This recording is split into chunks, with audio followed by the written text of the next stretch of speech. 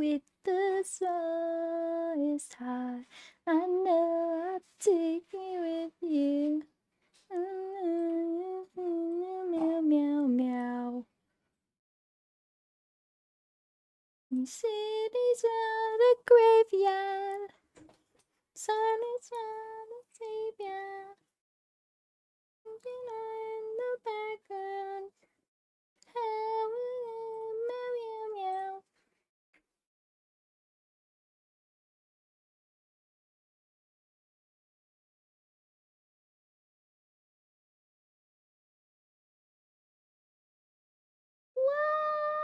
Wow!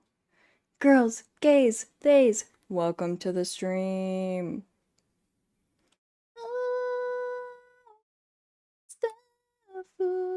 With the soul inside. Are you guys ready? Have you had a good day today? I haven't really done anything. I just got ready for stream. Oh, you know what I did do? Hi, Apollo.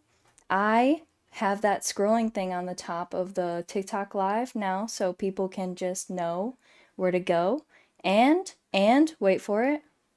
Where is it? Wait, where is it? Hold. Uh,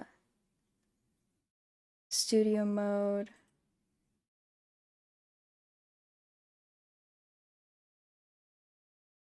Wait, did I put it in here? That's the alerts. That's it. Minecraft. Wait. Wow.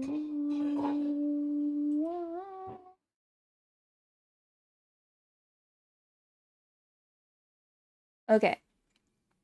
Wait, I was looking for, I made a little scrolling thing.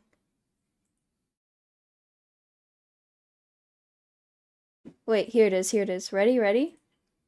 Oh my goodness. Wait, is it doing it? There it is. See in the corner? Look, I made that. Hi, Grum. It is day 4 of Disco Elysium.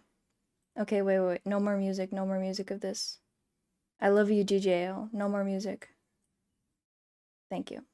Okay. It is time.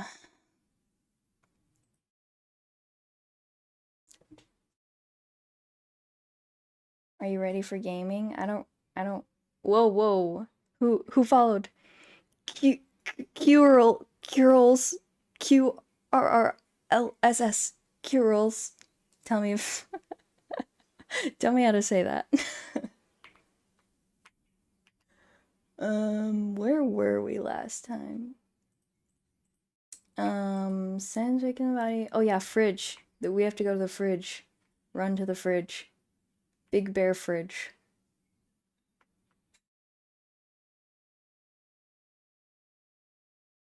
Big bear fridge.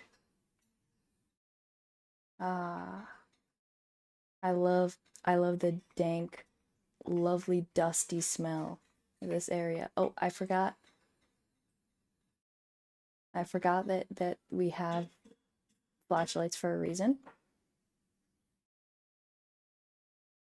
Fridge. Hello? Uh-huh. Oh. So what do you think of this fridge, Kim? It looks big enough for 2 corpses.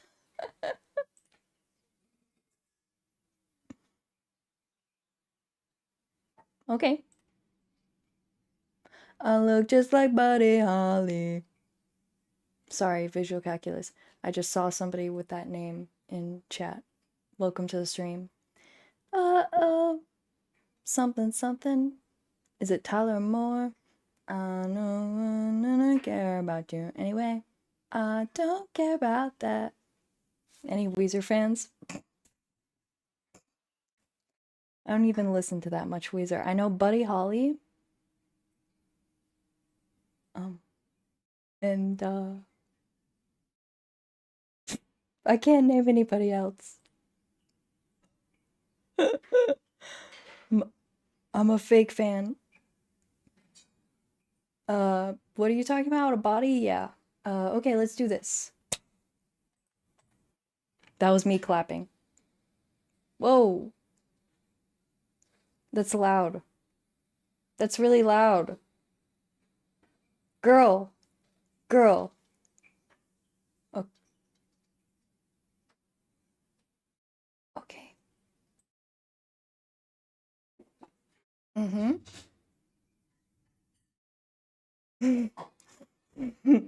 um, I'm not sure I believe you.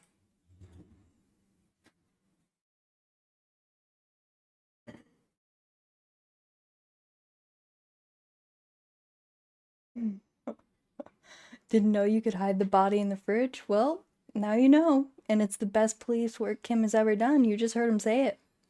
He never lies. He never is sarcastic. Um,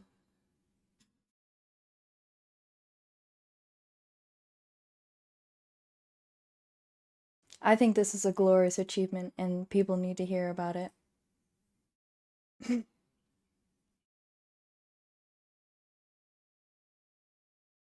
Hmm.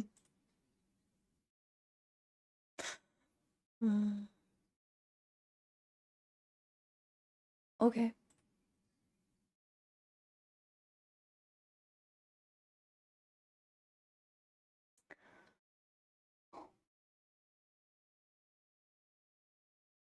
Ooh, what's up? Oh my god, Kim just joined? Wait, Kim, how are you there? How are you in chat? I'm with you right now. Kim, are you on your phone during the murder investigation? And I thought I was unprofessional.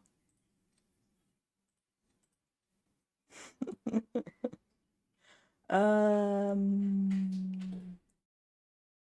how do you like it in the fridge? Oh, oh, oh. Wow, thank you, dead body. You're so kind. Where have you gone? Where's that? I can see you're gone, but who are you? Oh, oh. There's nothing funny about you. Who are you when you're alive?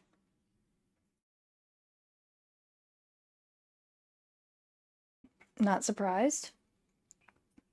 Hi, Ice is cool 4803. Welcome to the stream. I agree, Ice is cool. And Mars? Hello, Mars. I have another question for you. What is happening? I'm talking to you.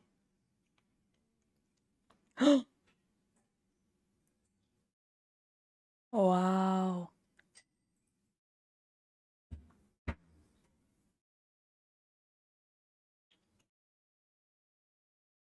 You're right. I do love questions. Why do I love questions so much? Copperoni. Hmm. Yeah, give me a comical amount of questions.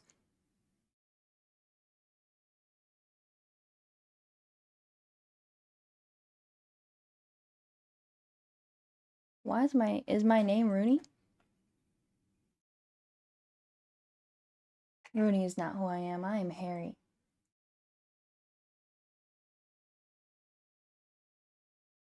Oh,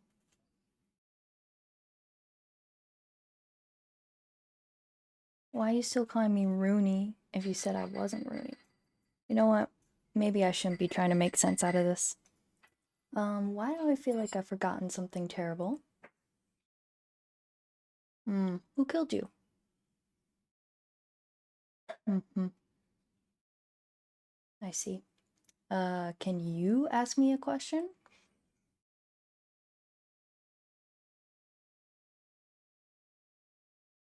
What?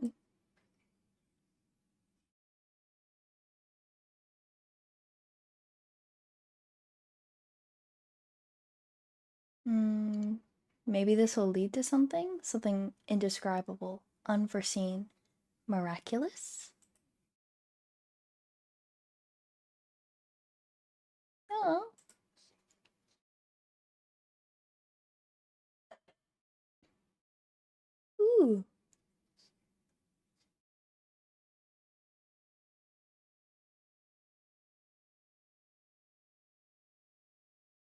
I hate you, you stink and you're boring.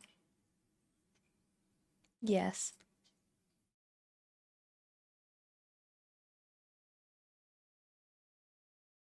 Um, a baby affected with harlequinism. I did, didn't I? Enough.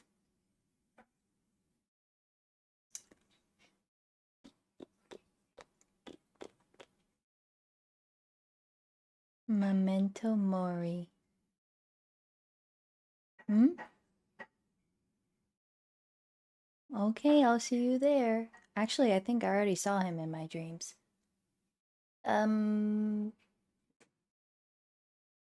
do I want to do this yet? Hmm. Yeah, I'll try it. Oh,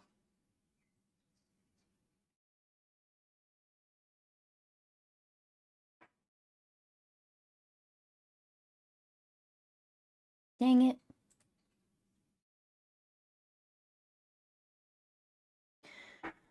Okay, we can come back to this. We have to go to the weasel's house. Also, I'm gonna look in here real quick. Strange shadow. Hey, nerdy bird. Can I go in here, please? Thank you. And Adrian. Two rusty rifles are hidden above the piping. They look inoperable. Someone has stuck some busted guns beneath the ceiling. Ooh, give me the gun.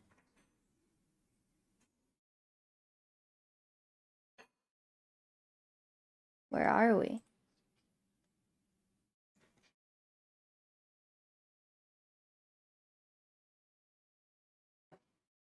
Look, there's a hole in the wall.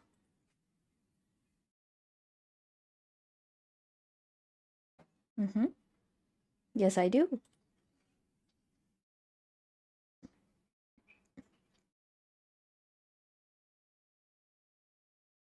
Rifles, Kim. I don't know.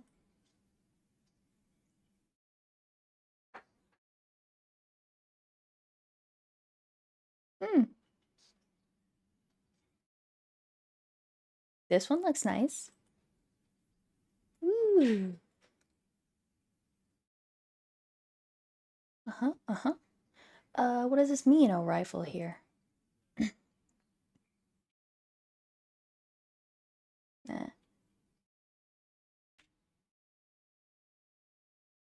Okay. Oh, he does he? I like it when he likes it. Excuse me? Excuse me? Yep. Did I get... Oh, what's this? Money? Gimme. Yeah. Money and, Healy. Okay, okay. What was I just saying? We need to go... Oh, Weasel. Weasel. That would be this way. Wait, what's this? Antique. Uh-huh. Okay. You are here. Let's go see the weasel. Well, I mean, let's go see the weasel's house. Mama, mama. Oh, wait, can I ask Cindy for the paintbrush? Is that where I get the paintbrush? I don't remember. Um, tools. Hmm. Cindy. No, I actually want to make my own art. Um, for art. It's for art, okay?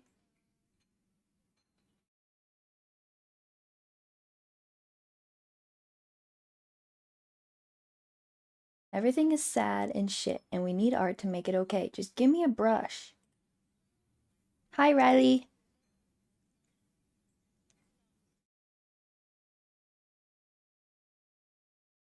Hmm. Welcome to the stream. Uh, you'll see. You will all see and tremble.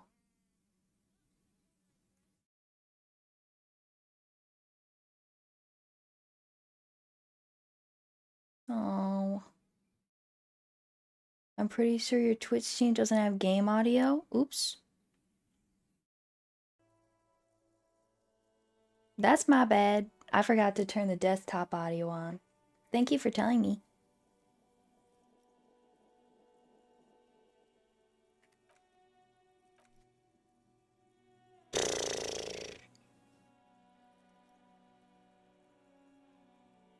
Yay!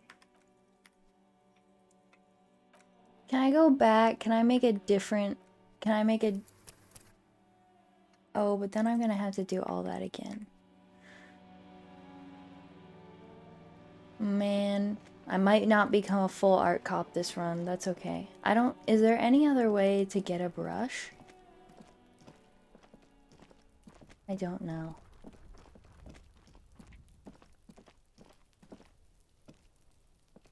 This must be it. Oh, The that's basement better. door is Sorry. worn.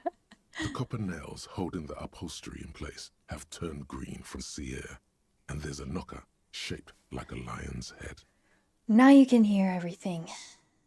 I guess I could set up, I don't really need to. It'll be fine. Also, I don't understand. I made the chat smaller, but it still is sized weird. What about if I go 250? Or wait. E?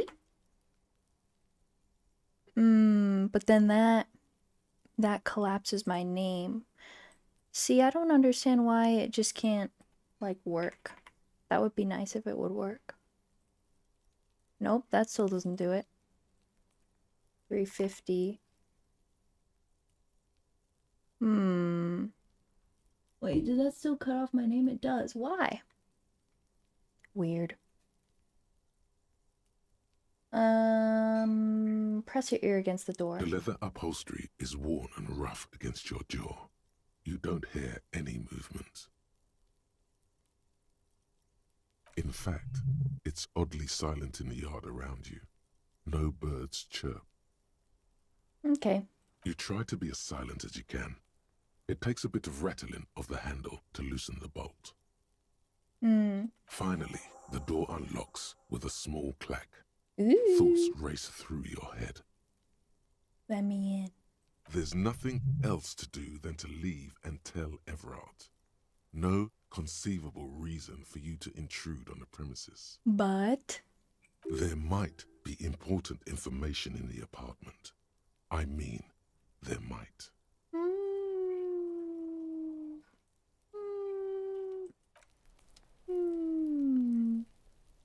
What if I'm nosy? I've already been in here, but I still have the urge. Maybe, maybe when I play this game, Harry's possessing me, because I do feel like the Jamrock Shuffle is a part of me now. I don't need to, but I really want to. Ooh, but I want to. Ooh, but I want to. Ooh. Oops. Oops, I pressed it. Ooh, money? Oh, okay, well. Guests are staying over. Book titled The Hidden World of Walking Sticks. Oof. I'm not gonna say anything. You can also feel the warmth of the red sun on the flag. This is the flag of Revachol, the suzerainty. What's with the sun? This isn't just one sun, but there are little suns dancing around the big sun. This is the sevenfold sun miracle. Is this the kind of sun I think it is? What's the sevenfold sun miracle? It's an optical atmospheric anomaly the first settlers saw. Happens in cold weather. 6 small suns around the big one. This complex halo phenomena is how old Revachol got its flag. Bow down before the flag? Lieutenant, the old flag of suzerain. The tenant is an old-fashioned guy. I can hear, yeah. By old-fashioned, he means very right-wing. Yeah, I could hear that in his voice. Don't bow. The flag doesn't seem to mind. It's just a colorful fabric with a sun sewn onto it. Bah. Like all feudal flags, it looks like a children's drawing. Oh my god, encyclopedia shade. Shade. Yeah, boo. Get 'em, encyclopedia.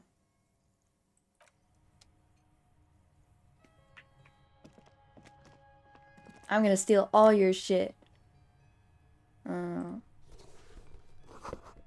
Whoever lives here admires fair-haired fantasy heroes with big muscles.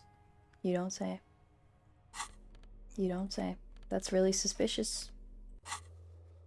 You guys ever hear about that thing that happens at the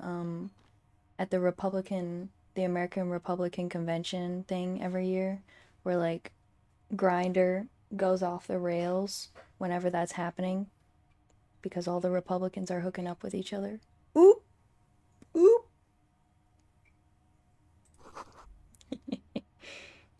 Smell of disinfectant in the room. Smells like chemicals. Oh, yeah. Yep. Yep. They're getting together. Oh, hey! A row of mugs sits on the shelf. Each one depicts a human figure. A dark-skinned woman grinning amidst mysterious symbols. A broad-shouldered man shoveling potatoes, and others. Okay. Tap on the mugs. A little ring. Though cheerful, the images on the ceramic make you vaguely uncomfortable. There's something disdainful in the way the curves and lines of the bodies were drawn. What do I mean uncomfortable? It looks like the artist is celebrating diversity, but underneath, he's just making fun of these people. I don't think I like the owner of this apartment. No one's telling you to like him. You might learn something from him, though. Okay, fair enough. The lieutenant picks up one of the mugs, then puts it back down with a look of disdain. Same, Kim. I'm beginning to feel better about breaking into this man's apartment. Whip out your yellow man mug and compare. Yes, your broken mug friend would feel very much at home here. The same humor, the same mocking lines. There's the missing tin soldier. Whoever lives here might have used the Whirling's container to dump his trash. And now they've drawn the ire of the Union. The plot thickens, as they say. They do say that. An interesting little clue. Let's see where this goes. Clues have a way of magically connecting to other clues down the road. I love you, Logic. You're so funny. Perhaps you should break into apartments more often. Don't tell me that, Inland Empire. I'll do it. I will. Do you really think it's the same person who put the dead man's clothes in the trash? Who knows? I'm not expecting too much from this clothes in the trash lead either way. It might turn out to be some random local matter, but still, a nice coincidence. You could ask Everard who this person is once you're done here. Okay. Great. Maybe I should go ask Kuno for some speed now. Wait, no. Actually, I should wait till Kim's gone.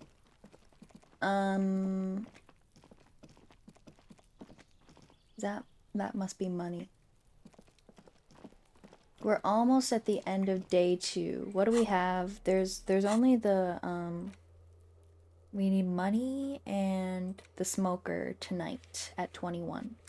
Smoker tonight at 21. So we can probably go talk to Everard, tell him that we you know, found the weasel's house.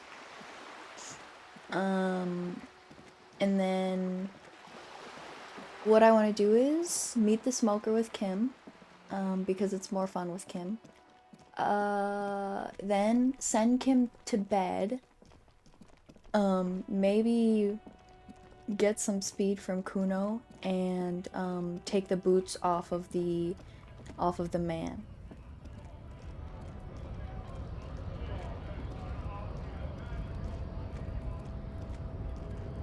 So that is the game plan. And I might try to get off a little bit earlier tonight, just because my dad wants to watch Squid Game season 2, and I am intrigued.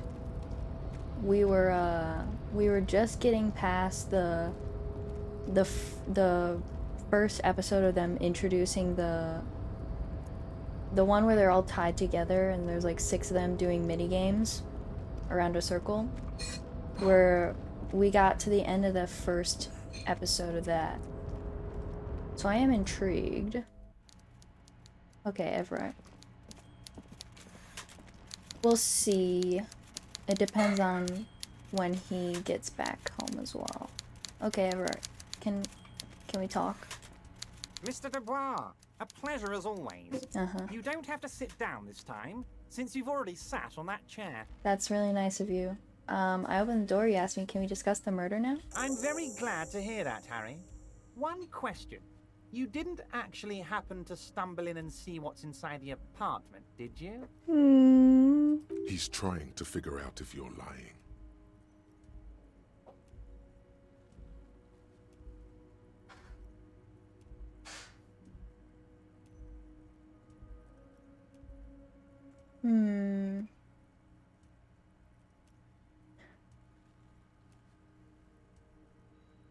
Well, which one of these is funnier? I guess probably racist mug. I may have gone inside and seen a collection of racist mugs. Just as I thought. Culturally antiquated mug collection. What a weasel. Pissing on Everart's Rainbow Coalition. Yeah. Rainbow Coalition? Wait, what? He was testing you, and you succeeded. Yeah. Now let's get down to brass tacks. It's time for men like me and you to figure out who's killed who and why. Real police work is gonna start happening now.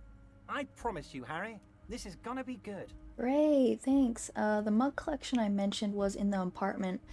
I found a similar mug in the trash with the hangman's clothes. Racist mugs in the trash and in the apartment? You guys are just light years ahead of me. I know, right?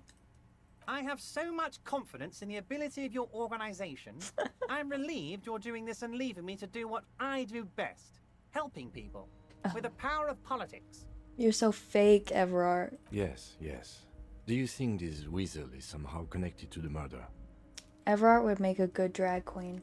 Oh, no, no, no, no. I don't cross paths like that. All I want is for you to succeed in your investigation. I would never complicate things for you. Oddly, it seems to be true. Okay. I love Everett so much. I love how fake,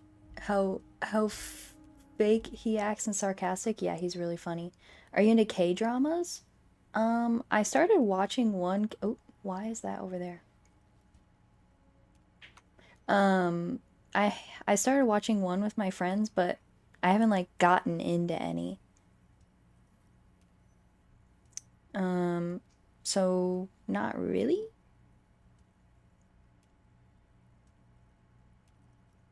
I'm up for suggestions though. I'm always up for some new media. But this weasel might have cleaned up after the killers. Believe me, Harry, he's a nobody. Just your basement variety nobody. Can't imagine him being connected to a high-caliber case like this. Okay. But he does live nearby. Maybe it's a pedantic weasel.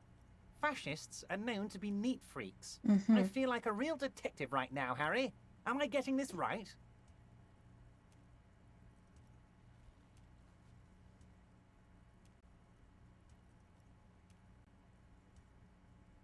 Of course, Harry. No. Stoic silence. I like that. Very befitting a police officer. I'm not a real detective. You are. I don't have shit to say to you, Everard, except what I'm just gonna say right now. You said the lynching and the strike are related. How? By now, I'm sure you've figured out who the dead man was working for. The Yeah. bad guys. Yeah. Wild Pines. Sent to scare us. Another violent measure of the top hats against us flatcaps. Harry, this strike is the culmination of many, many mistakes made by the Wild Pines group. They tried to shut the strike down by sending in armed mercenaries. Okay. You mean our victim? A security contractor? Can you imagine that? Workers standing in peaceful protest, united in the spirit of fellowship, and they send hired killers to mow us down with machine gun fire? He performs a motion as if spraying bullets from a machine gun. He's so expressive. I'm talking beasts, hardened killers from proxy wars in Yisut, Semenine, Saramoritsa, You name it, they've done it. Raping, killing, Oh. burning villages, killing little children for the Senorita Pineapple Company, Harry. Oh. Everything they did there, they brought over here. They want to turn Revachol into a third world slum. Honestly, the only thing they didn't do is kill the village elephant. Hold on, you have a village elephant? No, Harry, the elephant is metaphorical and so is the village, but the mercs and their brutality are very real. Yeah, I know, I just wanted to say that. Go on. Now, I haven't personally witnessed the brutalities out there. I have the luxury of staying in my container, you see. If I need to go somewhere, they just move my container. I watch like one show a year, so I'm not too into them. Yeah, fair enough. But there's one called My Mister that's so damn good. Ooh, okay. Noted. Hello, Krobus and Slick Rick. Welcome to the stream. Wait, they moved the container? Yes, I'm an old man, Harry. My legs aren't what they used to be. They lift my office with that big crane. It's actually very fun. You should try it. I would like to. But enough about me and my fun container. The killers the company hired, I think there were 3 of them, all hardened commando types. Oh. One of them got downright suicidal, getting drunk, violent, a little rapey. Ooh. Even their own negotiator couldn't control him. That's your boy, the one who likes hanging out and trees. Okay. By negotiator, you mean Joyce? Harry, what you need to realize is... Don't we ignore dog runners him. are not pushovers. Everard. We got grit, Harry. This whole neighborhood does. Push us hard enough and we push back. And when we do, we push to kill. Who exactly did the pushing? There's a militant wing inside the Union. A group of people whose duties don't involve manual labor, but peacekeeping in the neighborhood, making sure everything runs smoothly. Okay. That sounds a bit like organized crime. Yeah, Logic, you might be onto something. They're like you guys. Idealistic people who want to make sure bad things don't happen. And if they already have, well, punishment must follow. Oh. Again, that sounds like organized crime. So these idealists killed our victim? One day Titus Hardy, leader of this peacekeeping faction, comes up to me and says, "Boss, socialist democratic fervor drove us to take it upon ourselves to kill this beast that was burdening the land." He probably worded it differently, but that was the idea. Sure sounded to me like they killed him. I gave them 2 weeks paid leave and told them to lay low to avoid retaliation. Aren't you worried we might arrest them for this? Oh, I'm not at all worried about that. These are not the kind of men who get arrested. They're Martinez boys, tough and gritty. I'd like to see the man who takes them in. Besides, I sent my lawyer girl to look after them. He places a lot of faith in that lawyer girl. Perhaps this is a tactical error. Anyway. How do you know the mercenaries were hired by the shipping company? How do I know? Let me tell you about these people. That's their MO. It's what they do. Last winter, some poor workers in Terminal E went on a little strike.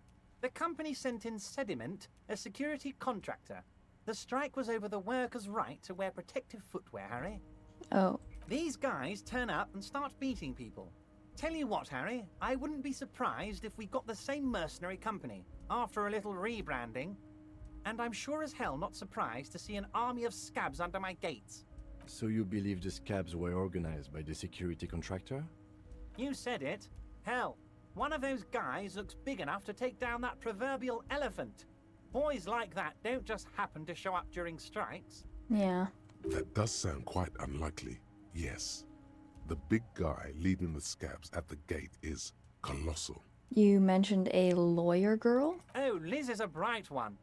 I paid for that law degree myself, thinking it'll probably turn her all fancy. But hell, Harry, she came back a firebrand socialist. Sometimes she scares me with her zeal. Tell me about Titus Hardy and his crew. Oh, they are simply fine young men, all 7 of them. Exemplary union members. always working to advance their position in the local socialist democratic movement. Core members. Old Theo used to run them, but things really kicked into gear when Titus took the reins and named the group after himself. Gotta love his initiative. Yeah. Interesting. Who's second in command? They're almost all of them great guys, born leaders. Whatever happened, I'm sure they only had the best interests of Martinez and Revachol in mind. Everard, if you keep ignoring Kim, I'm gonna explode. Work with them. Hell, interview them. But don't fight them. They really are just like you. Men who like beer, women, and some order on the streets. Where can I find them? You know what, Harry? I got a feeling they're gonna show up in full force tomorrow. The lieutenant marks something in his notebook. In the future, I could use your backing. Can you ask the Hardy Boys to cooperate? But of course, it's the least I can do for my good friend Harry. I'll do it right after we've concluded this talk. This will be the first time that I've talked to Everard before I've talked to the Hardy Boys, so I'm interested to see what the difference will be. And yeah, sock them! So, I guess... Wait, what did he say? In the local socialist democratic movement. So, I guess... Does that mean that Everard identifies as a socialist democrat? I think because the Union isn't necessarily socialist, but all of the Hardy Boys are sock dems. When you meet this Titus, tell him about this. See what he has to say. Right. Also, Harry, here's 5 real. I don't need it. I only want you to help me with the Hardy Boys. Oh, I wasn't offering it to you, just holding it out there. Yeah. But I'm willing to share information. Was there anything else?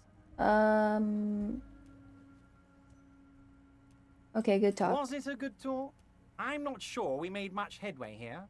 I was hoping we'd bust the case wide open. Heck, I even wanted to tell you what I really want to achieve with the strike. Okay. I don't know what happened, Harry. I wanted you to feel like Mr. Martinez. And of course, I also wanted you to find your gun. But it's like I can't completely trust you. Yet. Yes, Harry.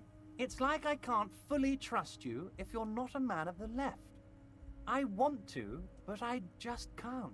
A man of the left, so you have to be a social democrat. He's been hurt too much in the past by men who aren't social democrats.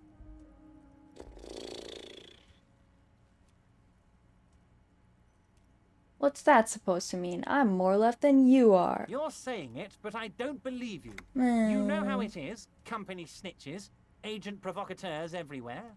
I'm barricaded in this fortress of mine, and I need to get a message out. Will you help me? And what would this entail? Once again, I require nothing unethical or illegal of you.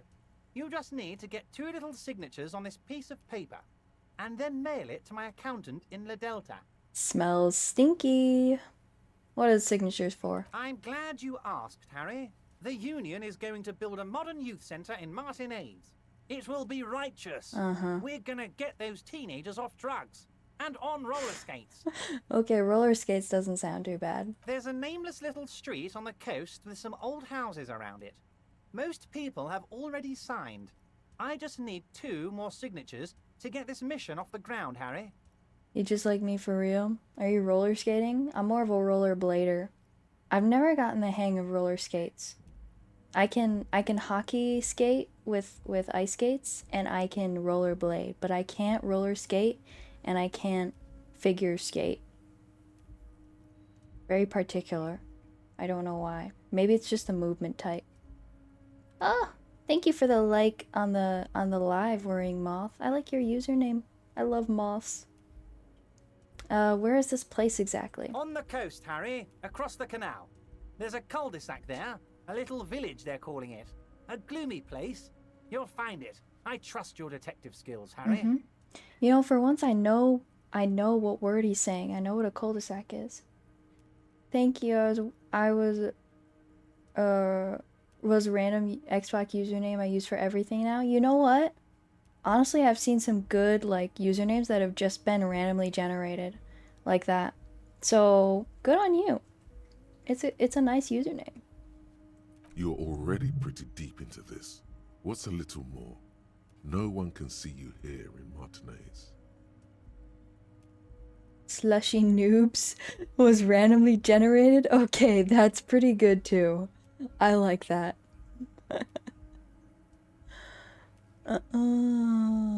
Slushy noobs. I mean, Slurpenheimer is not that far off. Thank you. Learn, have fun with Peak. Oh, I will. Don't worry.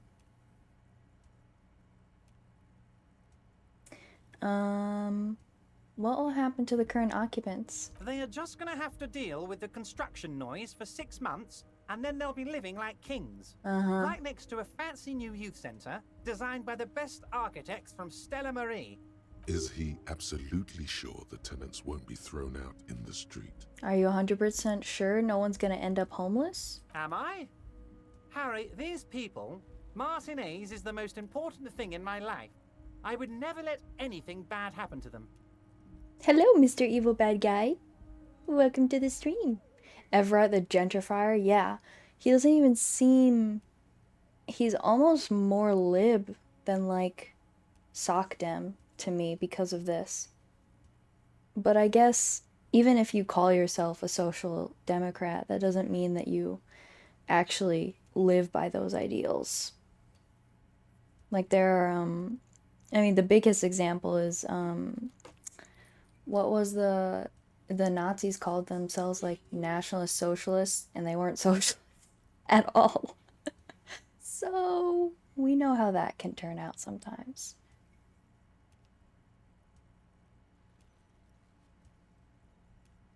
Boop. We're gonna build a youth centre there. The value of their properties goes up and kids have a place to play in. I'm looking out for these people, not pulling the rug from under them, Harry. I'm looking out for all of Martinez, not just the harbour. Same thing for real, yeah. And also him talking about the value of properties going up, not very socialist of you. The whole thing about, like, communism and socialism is that property... I mean, I think, if I'm correct, communists usually don't believe in private property, and socialists usually at least believe that property is like, or like, how do you say this? Homes should be like just given to everybody because it's what you need to live. Being homeless can literally drive you crazy and make your mental health plummet, because if you don't have a stable home, like, you have to figure out where you have to sleep every day and what to eat and how to, like, that, it's just even more pressure than normal. So giving people a home is like the first step to improving their mental health if they're homeless. And, you know, getting them a job is probably the next step, but that the home part is the most important part. Kim, what do you think of this? Depends. I don't think what we just got from Mr. Clare was very useful. Yeah, that's true. But, he thinks, it's your call. Okay. As I said, it weighs on me heavily. But once we get really talking, well, I'm gonna hand you the keys to Martinez. And maybe even help you figure out who's behind this killing. Yeah, really. He's saying as little as possible, as vaguely as he can, deliberately omitting things. Okay, I'll do it, whatever. You bring joy to my heart, Harry. Such a pleasure to be working with you. Here. You need to get signatures from Isabel Sadie and Lillian Carter. The cul-de-sac is right past the pawn shop and across the canal. I hear there is some trouble with the water lock, but they should fix it by Wednesday morning. I'm only doing this because I know how to get past you. Once you have the signatures, mail them. Most certainly. By all means. Okay. Get rid of that. Yeah. Okay, we have a lot of points we can use. What next? Now that we told Everard to make, what's his name? The Hardy Boys listen to us. We might want to go talk to them next.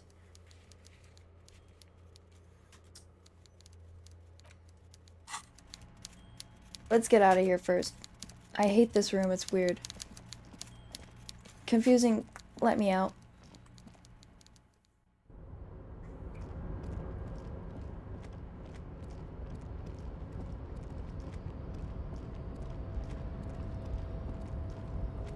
Thanks for liking the live, Apollo. I appreciate it. Oh yeah. You're back before the cargo container. Its drawer has not lessened since you were last here. If anything, it seems to have grown slightly. Not yet. Tomorrow. Tomorrow we come back to convince the crate to open.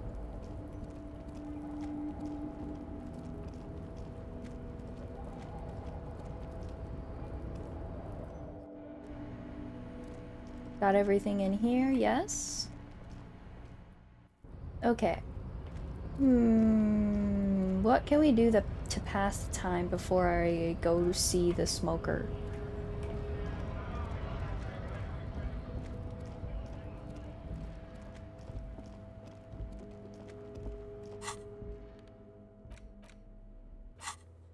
I have so much. Okay.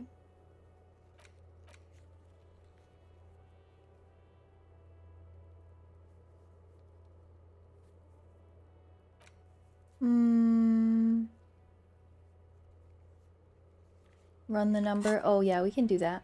Run the number on the armor.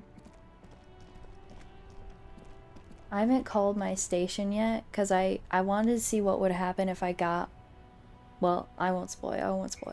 We'll get there when we get there. Inside, you see a set of steering levers, a radio microphone, a pull-out. This is Precinct 57. How may I assist you? Could you run a serial number from a pair of armored boots for me? Sure, officer. What's the number? And the make of the armor, if you know it. E50100100. And the make and model is Fairweather T500 VE. Got it. I'll contact the ICP database immediately. Call Okay. back tomorrow. Hopefully they'll have dug up something useful by then. Thank you, Alice. The International Collaboration Police, ICP, is an inter-Isolari law enforcement service.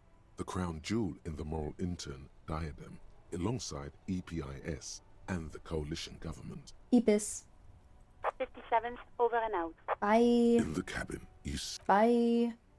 Okay, well that took literally 1 minute.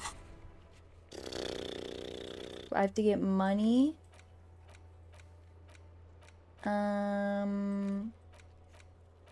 Joyce's info on the lynching. Victim's tattoos. Oh, right.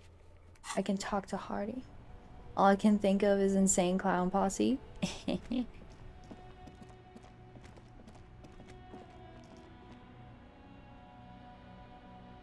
Yeah. ICP. I talked to Tommy, right? Yeah. Still here. Stuck in this damn jam, my man. Damn What's jam, up? my man. What's up with you, bro?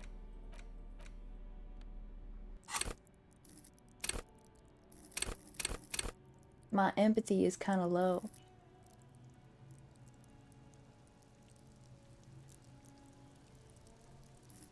But I don't really need to do that right now.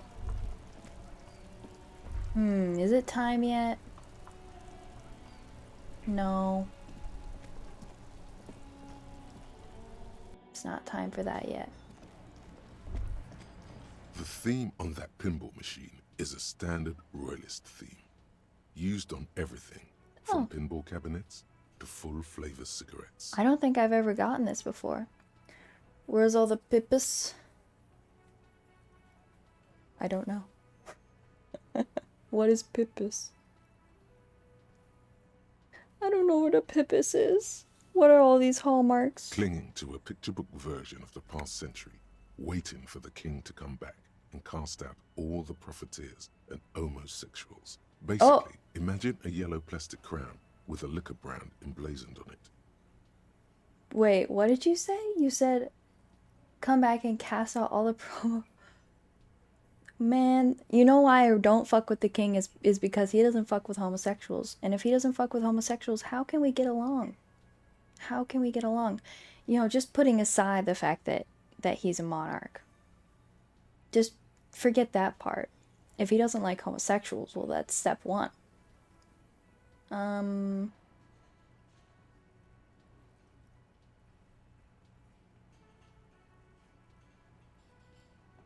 A crown with a liquor brand emblazoned on it. Are you talking about Crown Royal? That kind of liquor brand? Are you making a reference? Wait, where do I get such a crown? It comes free with a six-pack of Vermilion Roy d'Or. The words Roy d'Or are stamped into the crown's plastic. Okay, wait. Basically, wait, cling to the picture book. Okay. The idea of a king and a century gone is pretty fascinating. The sentiment is called anti-centennial nostalgia, Oh. pining for a time before the turn of the century. It's common even now, after 50 years. Yeah, I can see that. Okay. Ooh, you know what? Let's talk to Lena. What's up, Lena? Just a moment. She's agitated, judging from the way she keeps pulling at the frayed edge of her blanket. It's okay, Lena. I'm here to help. And there's no public phones nearby? Aw. The closest phone booth is down the coast. Sorry for the inconvenience, ma'am. The cafeteria manager appears genuinely apologetic. It's fine, I understand. Thank you anyway. I'm glad to see you again, dear. Sorry, ma'am. I didn't mean to eavesdrop on your conversation. Tell me how I might make it up to you? Please don't trouble yourself about me, sweetie. I was just hoping to make a call, but the Whirling's phone line isn't working. Yeah. Yeah, I got cut. The union office probably has a phone, but I can't really get there. Or to the phone booth down the coast. And Gary's phone is dead too. Wait, they have mobile phones? I didn't know they had mobile phones. Oh, no, they don't have mobile phones. Gary is the one at the house. Never mind. What's wrong with the phone line? I actually know this, but I'll ask anyway. The manager was vague about it. Oh. Why would he be vague about phone problems? This is something to look into later. Ask God, maybe. Why'd you need to use the phone anyway? To let the young woman who's house sitting for us know that we may be delayed. Morel, my husband, and our friend Gary were supposed to get back by Monday night, but they're still missing, and I haven't heard from them. Aw. I was also hoping she'd heard from Morel. A little missing persons puzzle might just be the thing to take your mind off the hangover. Okay, I'll bite. Has your husband gone missing before? That's just it. This isn't like him at all. He always plans his expeditions so carefully. But you have more important things to worry about. What was this expedition your husband was on? Just some field work, sweetie. Morel is a highly trained scientist. He and his assistant Gary are studying an extremely rare species of insect. Uh-huh. But they should have returned by now. They were just going down the coast across the water lock to set a few traps. He said they'd be back on Monday. What could be keeping them? Probably the water lock. The water lock. Oh. That was broken. Could this be it? Wait, who's this Gary person? Do you trust him? Oh, sweetie, it's nothing like that. Gary's as loyal as they come. I trust him with my husband's life any day. The water lock on the other side of the coast is broken. They're probably just stuck over there. Oh my. What happened to the water lock?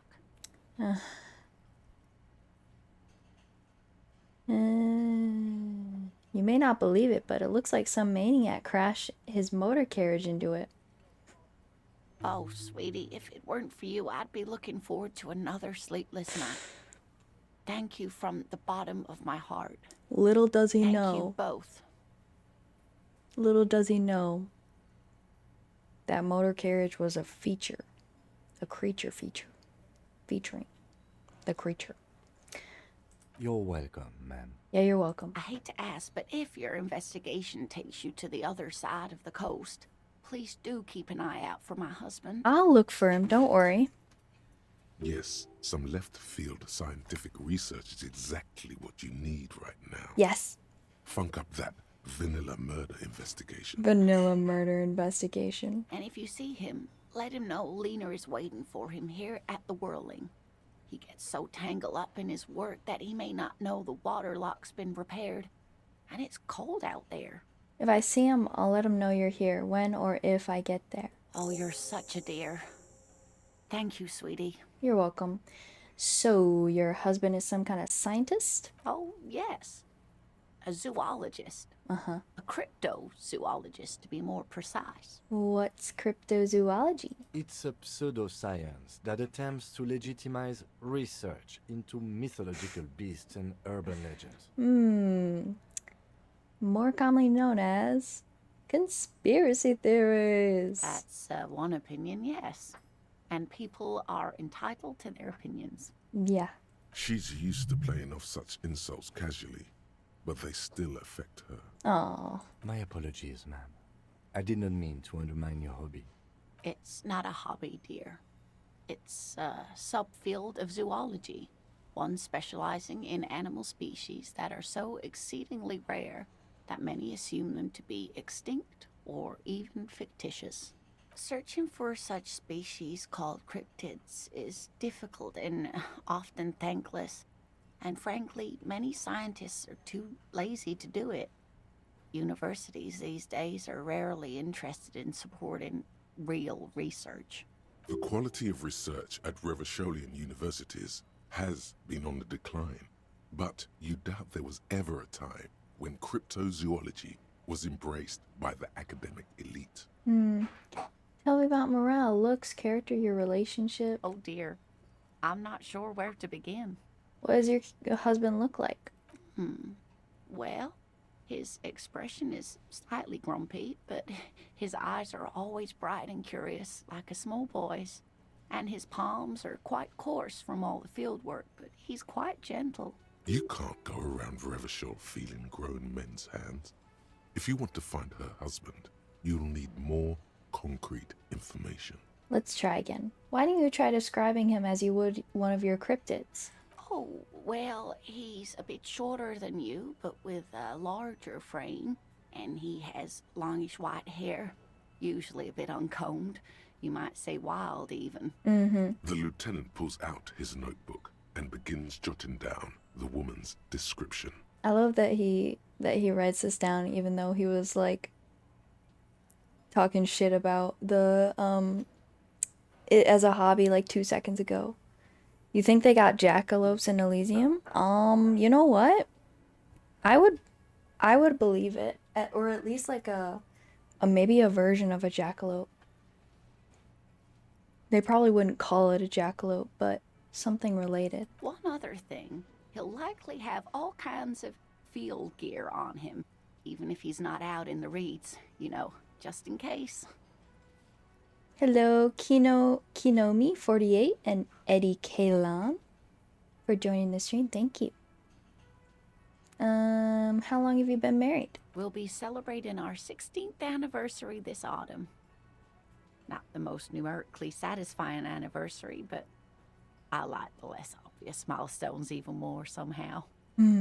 How did the two of you meet? By a dating agency, I'm ashamed to say. Don't be ashamed. I was looking to get back into the scene after recovering from my accident, and he'd just divorced. We hit it off, and, well, here we are. She's skipping over some important parts. Perhaps you'll find out more later. I think I have all the information I need. Let's move on. I hope I've been useful. Tell me more about this rare insect your husband is looking for. Oh, sweetie, it's fascinating. But I shouldn't bore you with entomological minutiae. I just asked. The lieutenant gives you a sideways glance. I'm giving you a sideways glance, Kim. No, I want to hear about the insect. Well, it's a phasmid, technically, but... Okay. Ah yes, Phasmatodia. A diverse group of insects whose bodies resemble twigs, leaves, that sort of thing.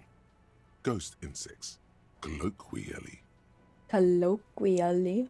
Okay, Encyclopedia, thank you. Where other phasmids imitate sticks or leaves, this one's a living reed. It disguises itself among the reeds here on the Insulindian coast. Hence its name, the Insulindian phasmid. Perhaps you'll end up co-discovering the phasmid with us, officers. Perhaps. I knew it. We're gonna be chasing made-up insects with cryptozoologists. Don't be a downer, Kim. It's not made up, officer. I can assure you. It's simply elusive, so much so that most establishment zoologists doubt it exists at all. What makes you think the phasmid is around here? Well, some teenagers making out in the reeds saw one. They didn't know what it was, of course, but there was a brief article in a local newspaper about their encounter with a ghost insect that looks like the reeds. Gary sent us the clipping. So a newspaper clipping is all the evidence you have? Of course, most phasmid sightings turn out to be false alarms, but their description matched the Insulindian phasmid perfectly. Aha! And they didn't even know what they were looking at. They didn't even know? Enthusiasm has wiped the worry from her face. Her eyes sparkle behind her glasses. Oh, Lena, you seem really excited about this cryptid. I suppose I have something of a personal connection to the Insulindian phasmid. All scientists have their little hobby horses. So is it dangerous? Not at all. Why else would it hide itself so carefully? Is it valuable? Oh, I doubt it. No one gets into cryptozoology for the money, sweetie. Does it have cool powers? Yes, it can blend in almost perfectly among the reeds. It's how it stayed hidden all these years. Centuries, even. Oh. That's not special at all. Of course it blends in. Most insects do. You don't even have to be a stick insect for that. Okay, savoir-faire. Okay, what's so special about the stick bug then? Oh dear. I'm afraid I'm not explaining this very well. It is very special. Morel can explain it all much better. I wish you could hear him describe it. Then you'd understand, I'm sure. Hold on, Lena. I need to take things out of my hands. You see, when I have my hands out and I do finger guns at you, people like me better. Do I have any minus? No, I don't. Okay. Oh, hello, dear. There you are again. There's really no point in manipulating anyone. She'd be only too pleased to tell you about her work. Go on and ask. Woohoo! Hey, Lena, I'd like to hear more about some cryptids you studied. Can you tell me about a couple of them? Oh, I'd be delighted. Truth be told, I could really use the company too. One cryptid, not a couple. One. This won't turn into some kind of cryptid extravaganza. You say that, Kim. Okay, Kim, just one little cryptid, I promise. He nods and assumes a waiting posture. Yeah, just stand over there and serve. Ooh, tough choice there. You like it, Encyclopedia?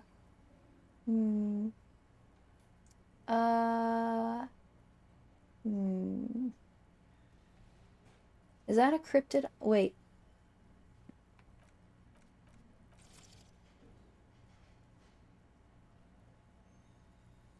Oh, never mind. I was gonna see if I could activate it, but I don't want to put my key in right now.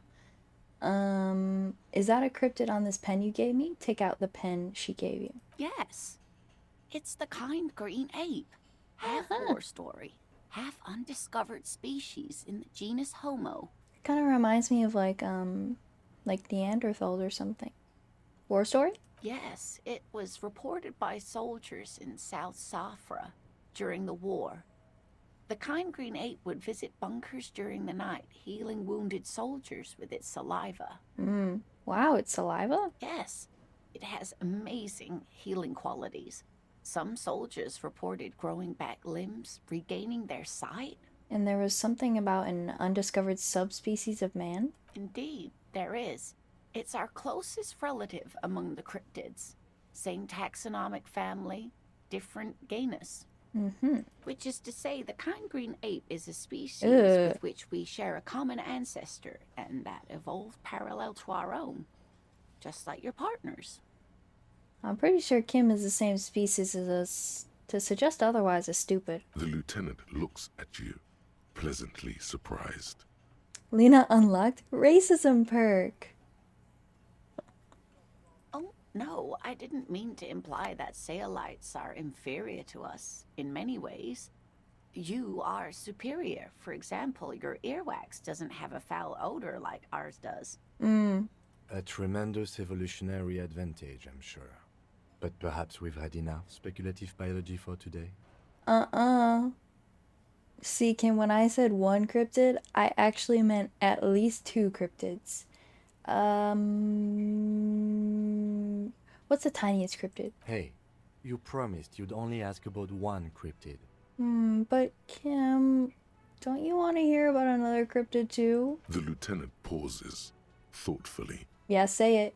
Say it. Something in him breaks. Ah, fuck it. Let's have more cryptids.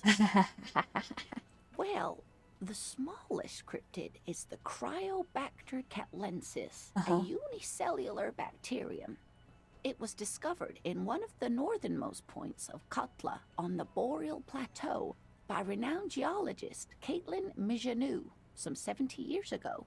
The bacterial colony Mijanou found had remained alive while frozen in ice for longer than anyone could reliably estimate. Certainly from before recorded history.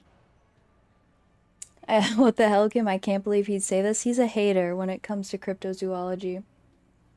Don't worry, we'll prove him wrong. That's why we're forcing him to listen to more cryptid stories. Mijanou disappeared shortly after injecting herself with the bacteria she had brought back to study. No doubt in hopes of prolonging her own life. Wait, she injected herself with it? Yes, the bacteria had survived in the ice since times immemorial. It is not hard to see where she could have gotten the idea. It's actually a little hard to see. But do go on.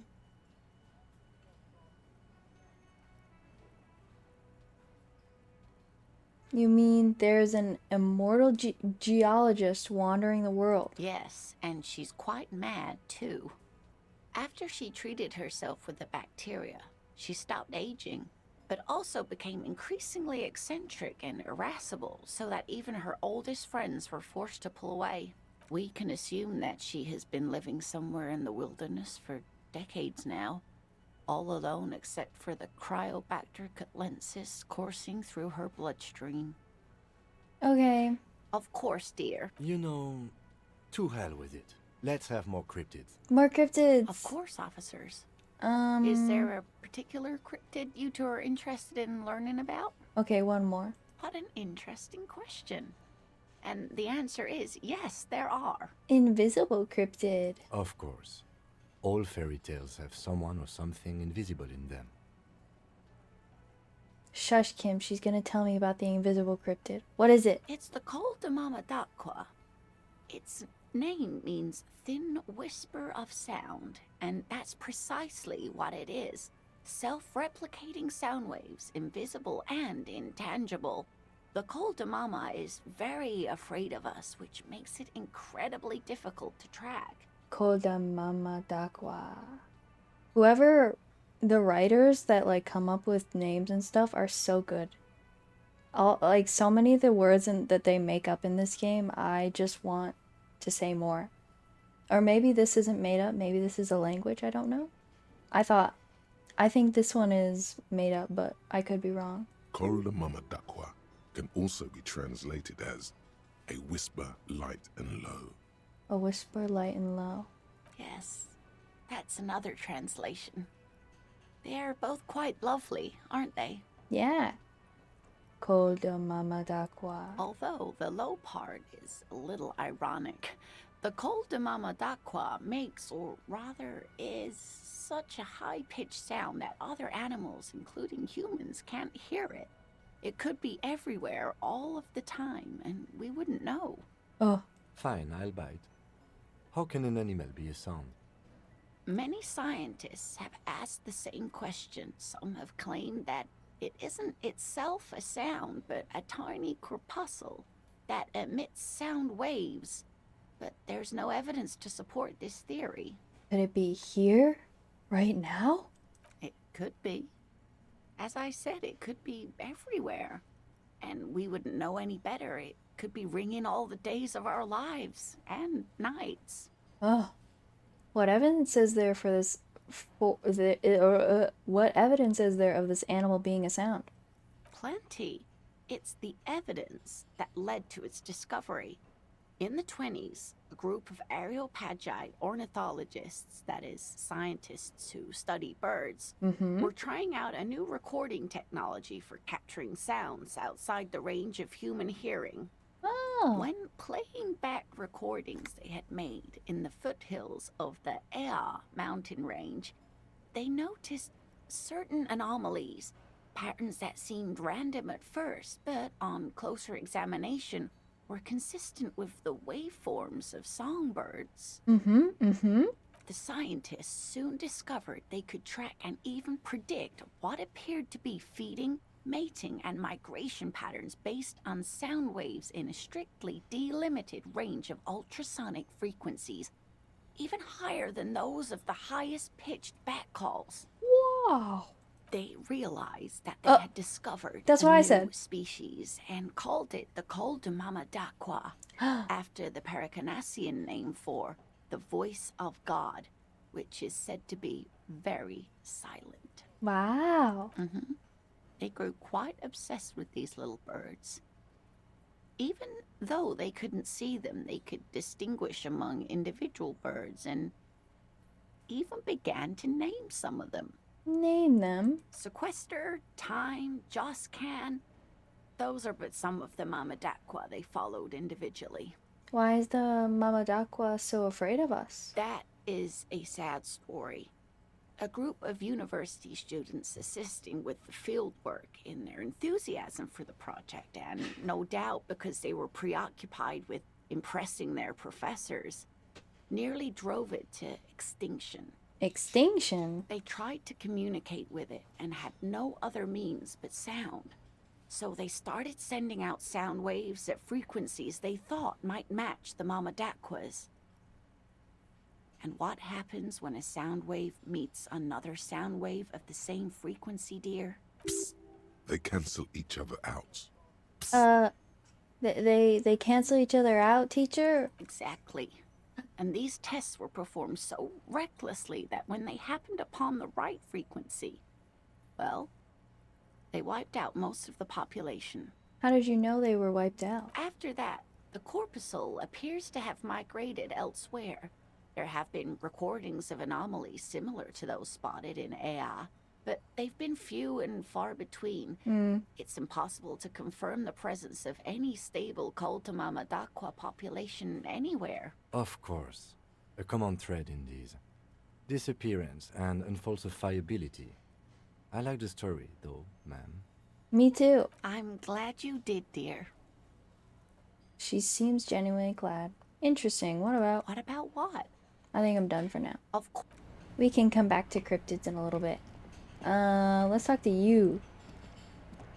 Let me handle this. The woman says to the crowd in the mess hall before turning to you. Detective disorientated. What's up? Are you still wondering where you are? Uh-huh. This is Martinez, in case you've forgotten. I advise you not to overstay your welcome. Her entire character has shifted. This young woman is cold as ice. You lied to me. You're not the gardener. That's right. I am not a gardener. I'm a legal counselor for the Dock Workers Union. She crosses her arms. So let's get to it.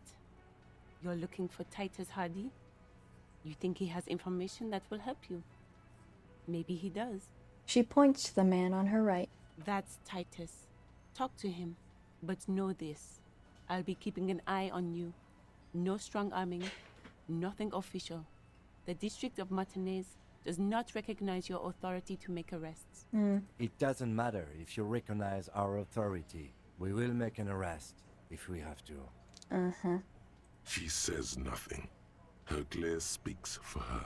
Could this be the Miss Beaufort that Easy Leo mentioned? The one Mr. Everard sent to law school? Are you Elizabeth Miss Beaufort? I suggest not wasting time on trivial pleasantries and focusing on why you are actually here. Titus Hardy. She points to the tall man by the table. Even though she has excellent control over herself, something moved behind her eyes. In the way she stands. Easy Leo. Face. Oh, Easy Leo told me about you. He likes to talk a lot. You are not here to chat up the legal counsel. You are here to question these men. What's your role in all this? Like I already told you, I'm a legal counselor. Do you have hearing problems? Yes. What if I want to talk to you, not Titus? What you want is of no significance, officer. Don't test your authority. In Martinez, you are no one. Okay. Can I get this yet? Behind the dockworkers, a ceiling-height window. The hawthorn branches scrape the glass like bony fingers. Okay.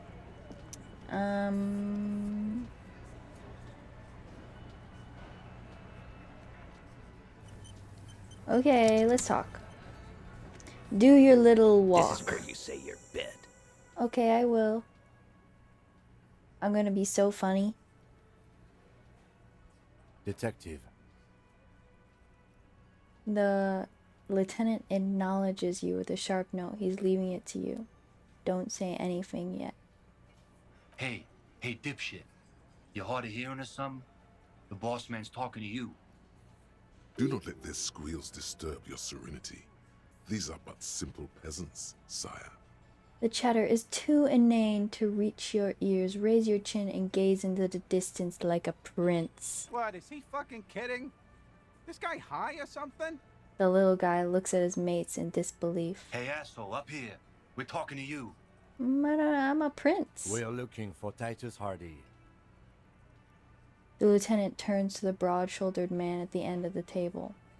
We need to talk about the man hanged out back. Oh, this is about him. A real looker, that won't. You sure took your time, huh? Waited for him to get real ripe and pretty for you. Mm-hmm. Oh, he was a real pretty boy. Hanging up there, letting out that pretty boy smell. Ew. I can't for the life of me understand why you did it. I mean, I would have just left him up there. You must really like cleaning up other people's shit. Not particularly. You might want to start asking your questions now. It's not going to get better than this. Do a head count first. Connect these men to the tracks you saw in the yard. Chances are they're going to match. Scan. Starting from the right. Boot size 44. Blonde man. In his 30s. Overbearingly masculine. Sitting on his right. Standard working boots. Size 45 or 46. Eldest in the room. Probably mid-50s. Smoker. Quiet. Across at the other table. Hobnailed working boots. Size 43. Gang tattoos. Mesk or Sarah Mauritian. In his late 30s, early 40s. He spent his youth in Villa Labos, a housing project in the Jamrock Quarter. There were incarcerations. Hard to say what else. The ink is fading. Interesting. And then, standard working boot. Steel reinforced toes. Size 46. The big dick. Wide at the shoulders and lean at the hips. Rugby cap. Fingerless gloves. And numerous scars. A little under 40. The emblem on his vest says Rowing Club. A little patch below it reads T. Hardy, Captain. In the far corner, standard working boot, steel reinforced toes. Size 44. 40-something. Non-alcoholic beverage in hand. You squint. Is that a plectrum? Where? On his neck. Forget it. It's not important. Let's call this one the musician. And the little guy? Size 41. With the light step. Not a child, after all. An older man with a rat face, mean, watery eyes, and 2 front teeth missing. In the middle, heaving and wheezing. Big guy. Boot size 46. Deep marks. Probably carried the victim over. He, alone, is 130 kilos. Add the man in armor, and you could easily exceed 220. In conclusion, these 7 are the actors on the crime scene. The footprints were theirs, but there's a discrepancy. One of them is missing. The odd soul. Exactly. You've stood there for about 4 seconds, not saying anything. Hit them with questions. Where's the 8th Hardy? The fuck is with you, fella? I found 8 sets of footprints, but there's only 7 of you. Where's the 8th Hardy boy? What are you talking about, madman? There's no 8th Hardy boy. There's 7 of us and we're all here. He sizes you up. Or what? You want to be the 8th Hardy boy? We ain't hiring. Actually, boss, we've been talking and we think she could maybe... She? So there's an 8th Hardy, and it's a Hardy girl? Who might it be? Elizabeth? The gardener? Shut the fuck up, Glenn! Oh. I do the talking here. Now what the fuck do you want, cop? I just want to know some stuff. It has to be good, if he won't let you pursue it. Looks like the lieutenant thinks so too. So let me get this straight. There is an 8th Hardy boy. It's a she, and you don't like us talking about her? That's right. We're not talking about this. This is a private Hardy Boys matter. Nothing to do with your shit. End. He points at the lieutenant. You're not cops here. Don't go digging around if you don't want a bullet in the back of your head. I'm watching you. Good. We are all watching each other. Officer, your question. There's no point in pushing it further, he thinks. This is already a victory. We'll learn more about this 8th Hardy sooner or later. The man hanged in the backyard. Did you do it? The pretty boy. You guys really love talking about that pretty boy. I mean, that is why we're here, right? Funny. But my partner and I have a serious matter to discuss with you. We have spoken to the head of the union. Evrard? Yes, him. And what did he tell you? That we killed him? That we took a cargo belt from the harbor, went out back, and used it to hang him? Because we did. All of us together. I hope he told the story straight. I hope he told it well. There's a catch hidden somewhere. He didn't confess so that you could take them all away. It's too simple. But there's a catch. There is no catch. These 7 honest men have all equally come forth to tell you what happened, so that you don't waste any more of your time. All 7 together. They're diluting responsibility. It's an anti-arrest tactic. You murdered him just like that. No remorse. How many people have you sent to the Shays? Ever felt remorse for them? Chaise électrique is the method of capital punishment in Revachol under the Coalition. During the suzerain's reign, it used to be the firing squad. Or send them to Reunion to rot. For 20 years. For life. He says it as if it was worse than dying. And Reunion, what's that? The River Esperance Correctional Facility, a military prison run by the Coalition, dubbed Reunion by the inmates. The origin of the name is unknown.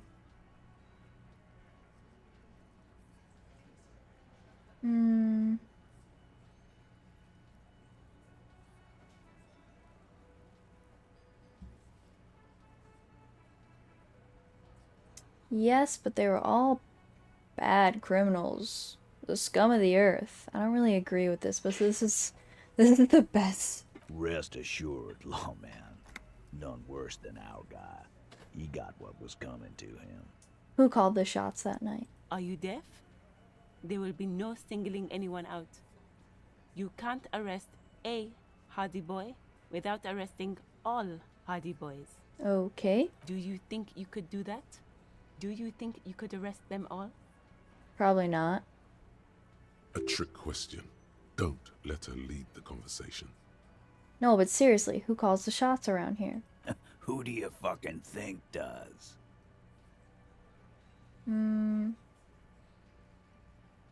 do.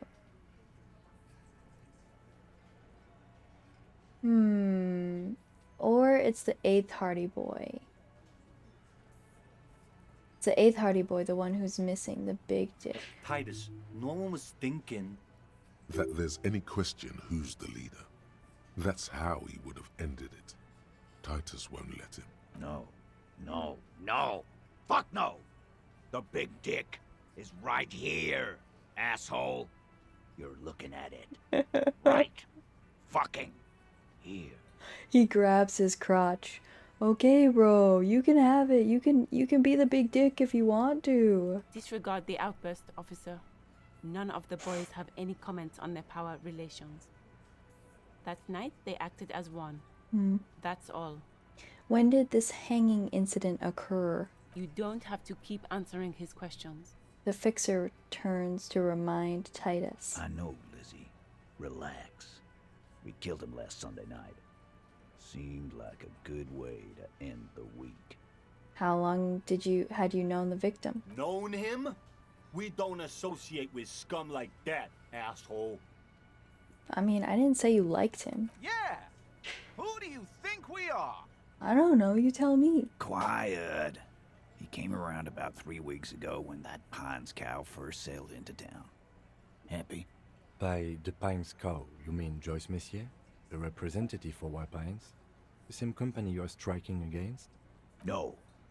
I mean the Pines cow. The stupid-ass cow they sent in to fuck us over. Oh. But you know what? He rubs his chin, pretending to mull it over. Cow. Wait, Kuno was talking about a cow. Maybe Manana was feeling bad for the Pines cow? Why don't you ask her about the pretty boy? I'm sure she has interesting things to say when you ask her hard enough. That's enough insinuation for today, Titus. Officer, your interview is drawing to an end. Don't waste your last questions. Why did you kill him? Why? 'Cause he was worthless mercenary scum. And he stepped out alive in my town. So he was a mercenary, that's it. And he stepped out of line. He repeats, jaw clamped shut like a vice. What kind of mercenary? The kind that shows up when you start a strike. The experienced kind, too. Had Kohoy and Semenine written all over him. Ex-Oranese Special Forces. A live grenade. Right here in our bar. I can't prove it, but I know he was sent by the Wild Pines. They hire merc shit like that. Story of every strike from here to Samara. Hold on, how'd you even know he was Special Forces? 'Cause one night, he walked straight up to the mic and said, I'm Oranese goddamn Special Forces, and I'm gonna fuck you all. Okay, that's pretty straightforward. Really? Yeah, really. Had a gin and tonic up there, sang some Oranese paratrooper song, and said he's gonna fuck everyone. Okay. We couldn't believe it either, but he fucking did, right there. Like some kind of animal. Bisexual? Sire, the tale is true. Okay. This is a serious violation of the karaoke code. Okay, besides crimes against karaoke, what did he actually do wrong? Wrong? He harassed women, raped one, harassed workers, threatened to kill some as a warning. He wiped spittle from his mouth. From rape to harassment to threats of violence. Why the strange de-escalation? He regrets mentioning it. Hopes you didn't notice. To kill us all, if we don't open the gates, if we don't let the scabs in, if we don't bend over. That was before he started coming here. Yeah, he said it was his favorite joint now. started coming here every night. Drinking, grabbing girls. Grab one of ours mid-karaoke, right there on the stage. He grabbed someone? The lieutenant is trying to make sense of this flood of information. Yeah. This girl's on the mic. A beautiful girl. Young. Gets into the second verse of Lover Lake. The fucker grabs her legs, starts screaming. Show me your cunt! Why don't you show me your cunt? Okay. Then, he gets knocked on the head with a wine bottle. Doesn't even fall down. Oh. That's a lot. Okay. Was this the same girl who was sexually assaulted, raped, you said? Aren't you fucking listening? My man is talking to you. He took care of it. They got the girl out before anything else could happen. Okay. Yeah, me and Eugene got her out. Aren't you fucking listening? He repeats like a parrot. There's something odd here. There is. Seems like they don't want to talk about that rape Titus mentioned. Why not? This is a serious allegation. Make them talk about it. Alright, but who did he rape then? That's a very serious allegation. No. You're not getting the name. Okay. That's a Martinez matter. And I'm not discussing it with you clowns. Fine. How did you kill him? We hanged him up by his neck until he got real still. Wasn't that obvious, Copper? Didn't they teach you anything at the cop school, idiot? Cop school. The autopsy showed there were no ligature marks. His hands were not tied. Can you explain that? The lieutenant goes in for the leg sweep. Titus does not see it coming. Get him! Look, I'm not gonna play 20 questions with you, Capo. I'll say it again. We killed him. Uh-huh. Yeah. I knocked him out. Mm. Came up behind him and clapped him in the back of the head. He went down like a sack of sand. That's right, lawman. And then we hanged the fuck. There was no clubbing contusion. Make them a bit more uncomfortable first. Then see if it all adds up. Mr. Tats, what did you use to knock the victim out? My fucking elbow, Copper. Samaran boxing style. Samaran boxing, or Sambo, is an eloquently violent set of one-on-one fighting moves, originating from the Samaran Isola. Sambo style implies stealth, cleverness, and cool. He may be lying, but he's good at it. No twitching, no rushing, no uncalled for details. Where did all this action take place? Right fucking here. Eugene already told you that the fuck had started coming to our bar. Yeah, man. Weren't you listening? Titus is solid as a rock, and so are a few others.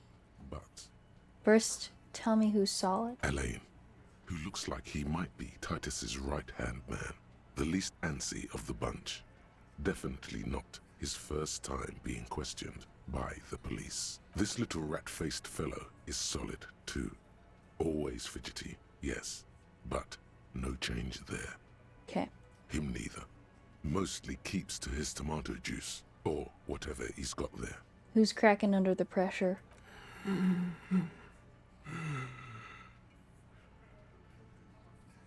You're not gonna tell me? Okay. This one, he's sweating profusely and has difficulty breathing. They've smartly kept him out of the conversation thus far. Definitely the weakest link in the chain. Hey, you. You having trouble breathing over there? No. He looks up, startled, his forehead shining with sweat. A few coiled locks are peeking out from under his warm woolen hat. Of course he's having trouble breathing. Just look at how fucking fat he is. Okay, bro. The man next to the big guy bursts out laughing. Fuck off, Shanky. Angus is a powerful guy. All muscle. Keep your eye on this powerful guy. Sooner or later, he's going to break like a piece of twig. There's something you're not telling me. And fuck you, too, Copper. Picking on Angus like this. We're done with this schoolyard shit. And just so you know, he doesn't have trouble breathing. This one is a stone wall. You won't get more out of them about the night of the murder. Not yet. Okay, I have other questions about the lynching. Like what, Copper? So, what are you gonna do now? Nothing. Your investigation here is done. Leave Martinez, go back to your stations where you belong. No. I think we're going to stick around, thanks. Some things don't add up here, Titus. I've done this job for long enough to know that people don't just confess to first-degree murder. Even if it is a group responsibility. We're going to look into this. Good luck with that. You've heard everything a rent-a-cop is gonna hear from us. Real law officials. You're lucky you didn't get a beating. I told you already. I spoke to Everard and he said you cooperate. Oh, so you went and talked to my mommy, and now she's making me play with you. Is that it, lawman? And what's gonna happen if we don't? You're gonna go and tell on us?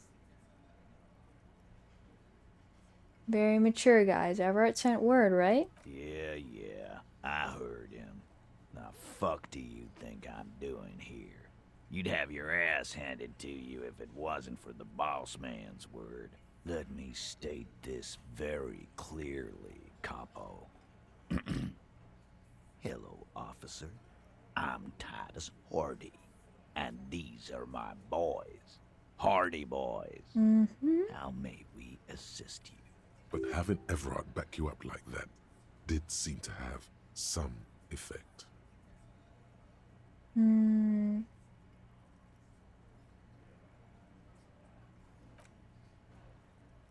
Okay. Can I look at this yet? Behind the dock workers. It's a not ceiling time yet.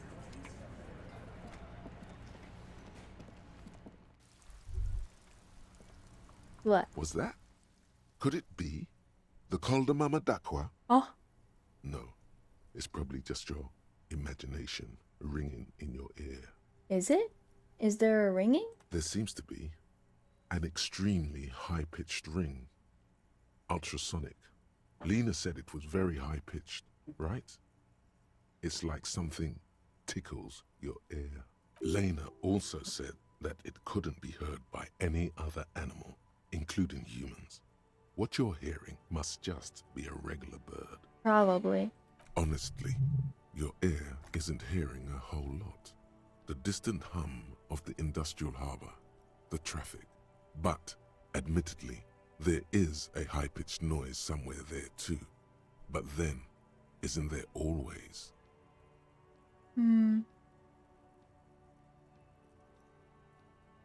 There it is again. You're about to rediscover a long-lost species. Yeah, but how are you going to catch it? Keep listening. It must be very close. Maybe, just maybe, it will come toward you. Keep still. It might perch on your shoulder. Hold very still and hope the bird comes to perch on your shoulder. Oh no. The sound. It's moving away. Somewhere over there. Go after it. No. Too late. It's gone. There is no ringing anymore. Just the sound of the streets. Come back, please. Keep your ears peeled, then. If the species really has migrated to Martinez, you're sure to hear it again. Mama d'Aqua. I don't actually know what that one does at all. 19.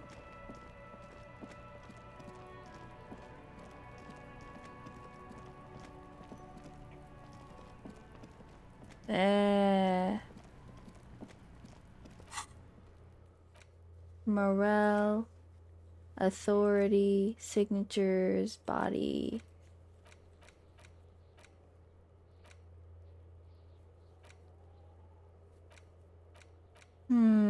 Oh yeah, I need money for tonight. And I need it fast. I need 18, 19, 20. I think I need 18. I need two more real. The tear machines. Your bottles clunk. Okay, so I need... Wait, 18... Okay, now I need $2 more.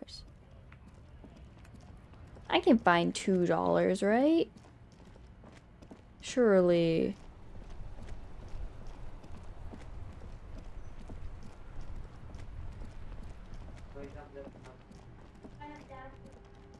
Can I convince you to give me $2? Everything's still cool here, officer. Do I have any rhetoric? Rhetoric? Any rhetoric? I don't have any rhetoric.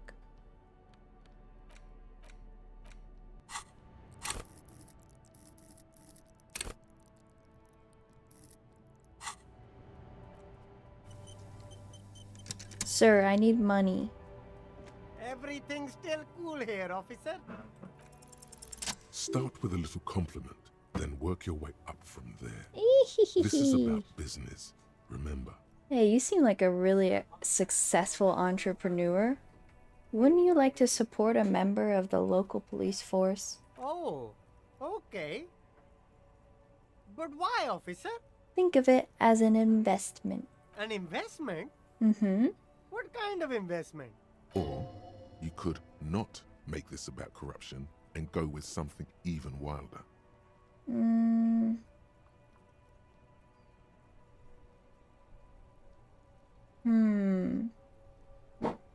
Do I trust volition? I don't know if I trust volition.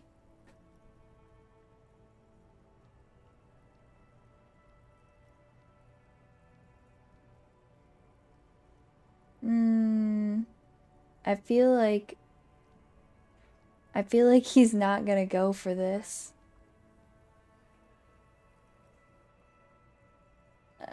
I'll try it anyway. It's an investment in me, a highly experimental human being. My risk-reward ratio is insane. I guess it can't be any riskier than speculating in exotic derivatives. How much are we talking about here? 5 Royale. What? Only a $5? You can't even buy a pack of Royal Extras with that.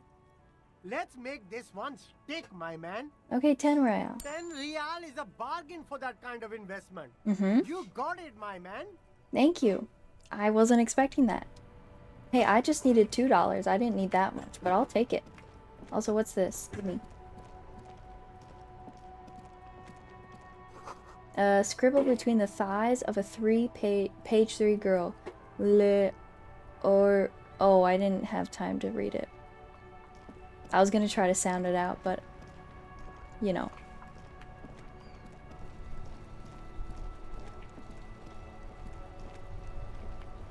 I know Kim's not gonna want to sit down, so I'm not even gonna try the bench. Have I talked to you guys about everything? I like playing in the dark. Sharpens your nocturnal instincts. Feels like being on recon again. Is there anything you can tell me about this rifle? It's a Bell McGrave. 4.46 caliber. Breech loading. Revachol made. Good weapon. Accurate and reliable. Okay. His moves are quick and precise as he first checks the weapon, then aims it at the sea. This man knows firearms intimately. Huh. This one's inoperable. The bolt spring is missing and the mechanism is jammed shut. Still a beauty. Where did you find her? In the basement there. Point to the bookshop. I'm not surprised. There are probably lots of forgotten wartime weapons lying around here. Back in the day, everyone had something stashed away. As for the rifle, I don't know what else to tell you. These BM-446s are an antique. No one uses them anymore. The ammunition is impossible to find.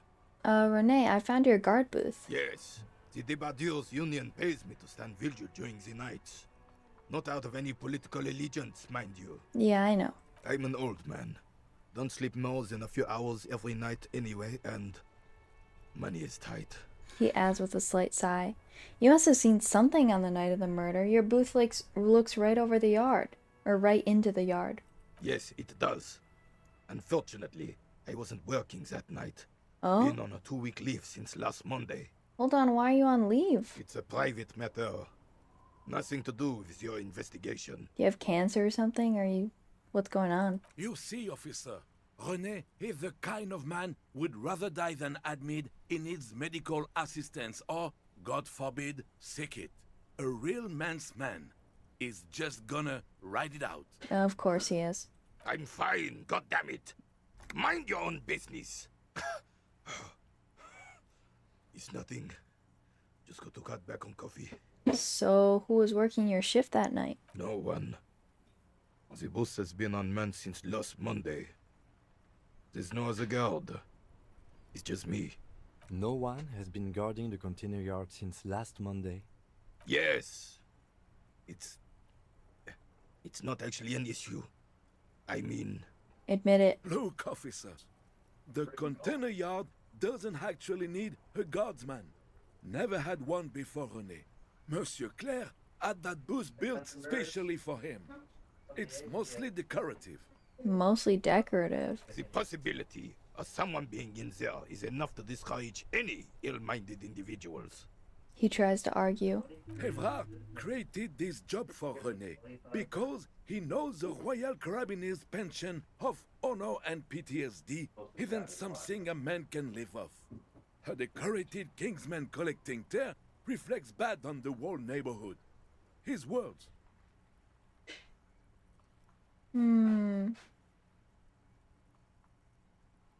René is but one man. We need a program. Get all the elderly back in the job market. Keep folks motivated. Nah, Everard gets it. Can we conclude the topic of my guard booth now? Yeah. Yes. Like I said, it would be up anyway, so might as well keep an eye out. It keeps my senses sharp. Whatever you want to say, René. I saw the statue of Philippe III near the roundabout. Ah, yes. King Philip III on his steed. A reminder of what Revachol once was. Oh, absolutely. At the mercy of a cocaine-snorting tyrant who emptied the treasury so he could sleep on a bed of gold. Yeah, that one. A superpower, feared and respected. A testament to what this country can be under the leadership of a true king. Someone who knows how to rule. Who should a true king rule? How should a true king rule? Decisively, without fear of offending the sensibilities of the frail and weak-minded among his subjects. This is something the insurgents never understood. Seems to me a leader should take care of his people before himself. A nation is only as strong as its leader. That's why it was such madness to try to... Don't get started on that again. What happened, happened.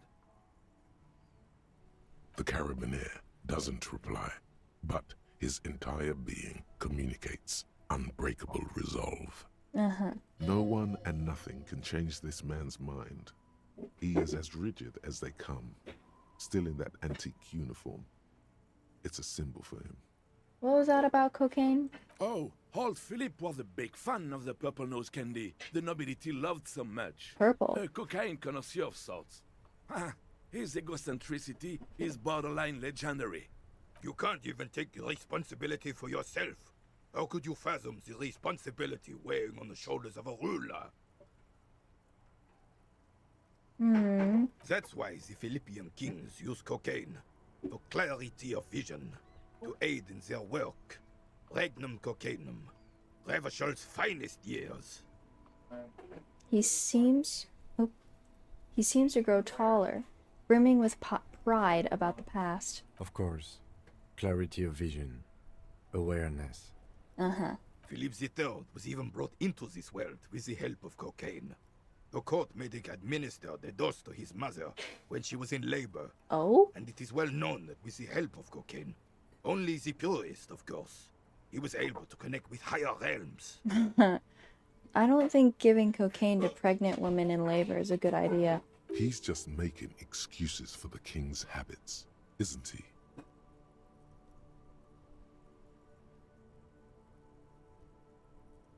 Seems like irresponsible behavior for a monarch. Drug users shouldn't even operate heavy machinery, much less rule countries. From what I've seen of the officers of the Elysium... But I don't want to get into a debate about drug policies. Let's talk about something else. Right.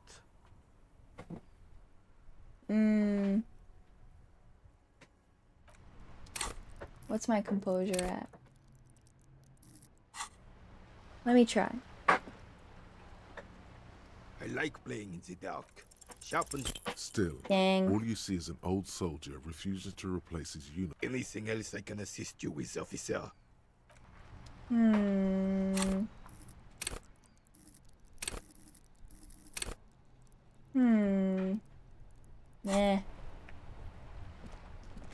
What are you doing? Oh, okay. Nothing. Is it time? Is it dark yet? Yes, here we go. Can I look at the... Let me look at the window. Behind the dock workers, a ceiling height window. There's a little slide panel up there to let some air in. It's not time yet.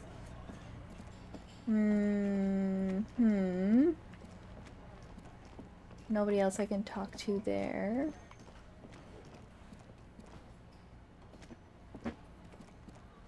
Okay, how about I read my bird book. A cockatoo is a parrot with an erectile crest, found on the Seminine Islands and in southern Fas a la Mer. Known for their intelligence and general precociousness, cockatoos are popular birds in aviculture. However, they often exhibit various behavioral issues.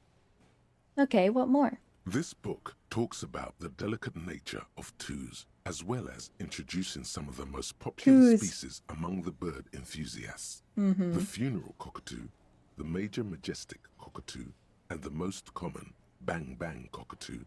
It's colorfully illustrated. Alright, what problems do birds have? Where to even begin? All cockatoos are known for their needy natures, requiring attention for at least 2 full hours a day. They love to talk and have been described as lovable clowns who just don't know how to wrap up. I could handle that. It would be nice to have someone to talk to when feeling lonely. Pet owners also report moodiness, loudness, and hostility as recurring issues. If left unsatisfied, cockatoos may scream non-stop, pluck their feathers, or become aggressive. Nasty twos. Yeah, this is sounding pretty familiar so far. Right, that's pretty bad. Anything else? It is not recommended to get a cockatoo if you're not able to cook them food every day and give them the full care that they need. These birds will never understand that you have a life of your own. Yeah. Yes, but there has to be something great about cockatoos as well. You're right. Cockatoos are magnificent creatures. They love to perform, cuddle, and show off. Wow. And will even scream for fun, often as loud as up to 135 decibels. Ouch. That must hurt. Yes. Not great for the neighbors. Performing? Yes, birdie. Oh, drama. You're so real. Read about funeral cockatoo. This is a yellow-tailed black cockatoo. Its specific name, Psittacus venereus, relates to its dark and somber plumage. This bird looks as if dressed for a funeral, 24/7. There is something indisputably ominous about it.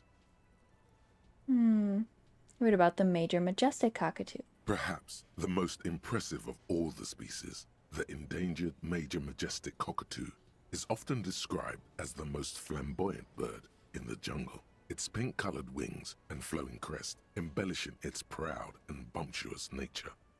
In the words of poet-explorer Sir James Fournier, few birds more enliven the monotonous hues of the verdant forest than this big, bold, and beautiful species. Read about the most common bang bang cockatoo. Despite its banging name, the bang bang cockatoo is actually the shyest of the species, common in almost all Seminoles forests, as well as zoos and homes all over the world. Its plumage is mainly gray and white. The Seminoles name bang bang is thought to be of onomatopoeic origins. Bang bang. Honestly, this bird does sound a bit like me. Yes, but all those cockatoo species are so different. Which one are you? But what if I am just a fuck up and a cockatoo?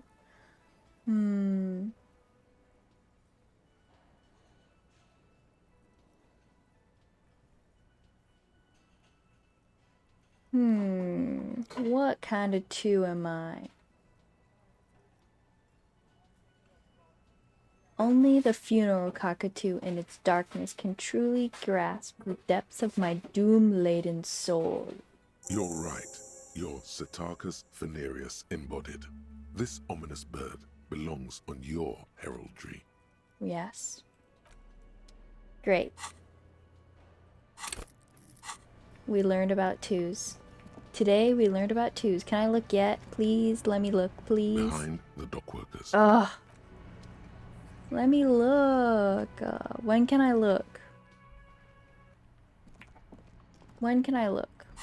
What do I have to do? Do I have to read more books? How about, what is it, 2020?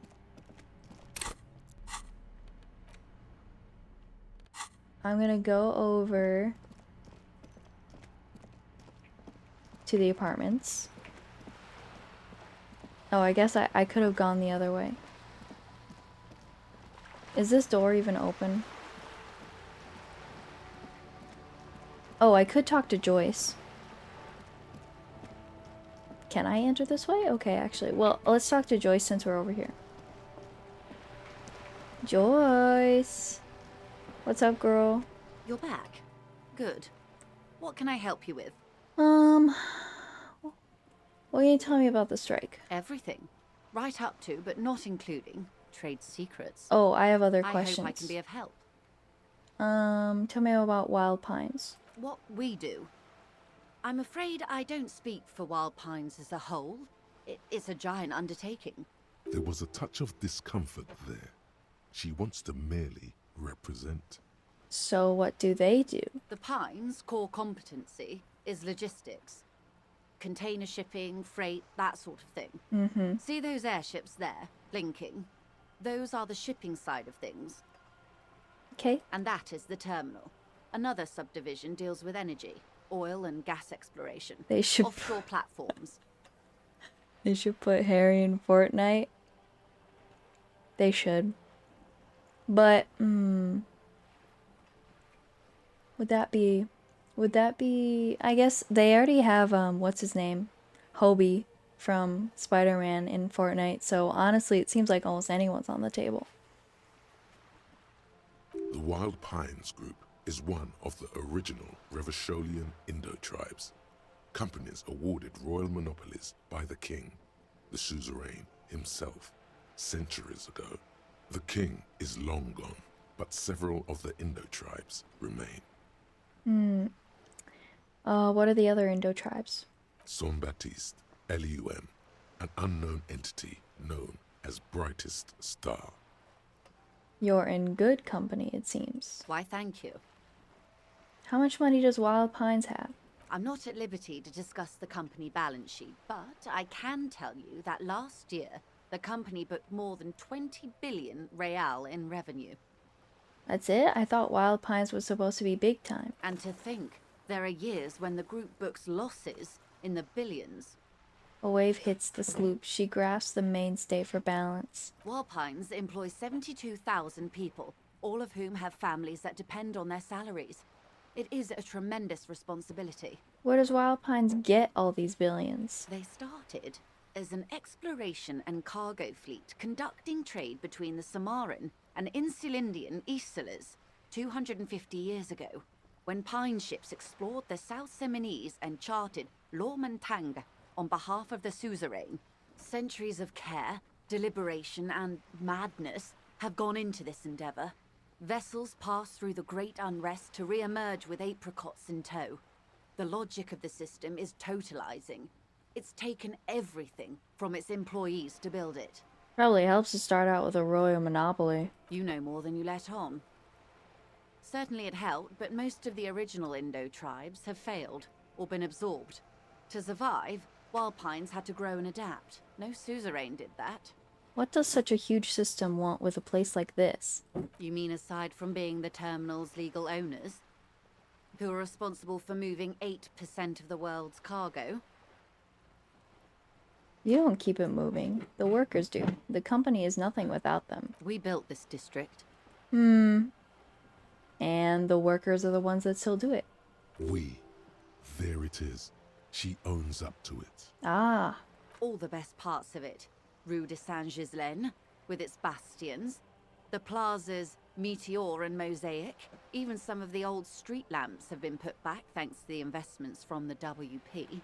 Okay. Before Martinez was swallowed by the industrial harbour, even before it was part of Revachol, long before Terminal B was erected here, the Pines built it as a resort for its Revacholian employees. A company getaway, for a weekend or a summer holiday. Then came the revolution. But that's another matter. I'm here to make sure the Pines can fulfill their responsibilities to the place they built.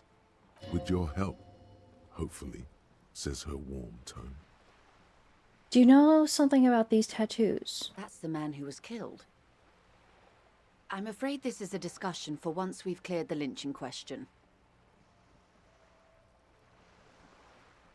So you know something about the tattoos. Better not tie the fourth day to the Bat's Day on this.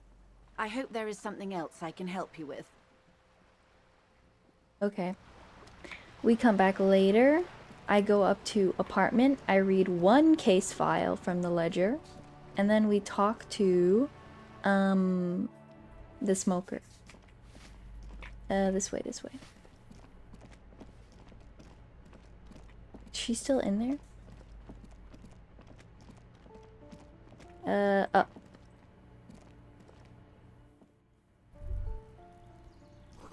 You hear distant traffic. Night is falling on the city. A maroon glow of light pollution rises from the east. Okay. In case I forget, when we go back to the whirling, remind me to look at the window again.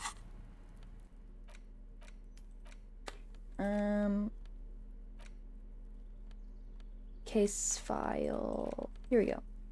It's the ledger you found in the trash. A cabbage of papers hanging from the board, with the permeables drawer inside. It's barely held together by a clip. It takes about half an hour to piece one together, using the system you've devised. Which one do you want? Unsolvable case. AKA Leslie and Burke. AKA the public indecency drunk and the property damage drunk is a cursed case. It has been passed from unsuspecting officer to unsuspecting officer for 10 years. On January 29, the unsolvable case made its way to you. Why you accepted it, it is unclear. Every officer, and indeed most civilians in Jamrock, know it's unsolvable. Okay. Leslie will always take his pants off when he's drunk. Burke will always trash everything. It's just what they do. It is their nature. You cannot change the nature of a man, and you can't lock them away because public indecency and small-scale property damage are not punishable by incarceration. Oh. The only way for Leslie to stop flashing his genitals to bypassers and for Burke to stop dismantling signage and rear-view mirrors would be for them to stop drinking alcohol, which, in their 40s or 50s, it's hard to tell because of their distorted features, is a medical improbability on par with you ceasing to produce the expression.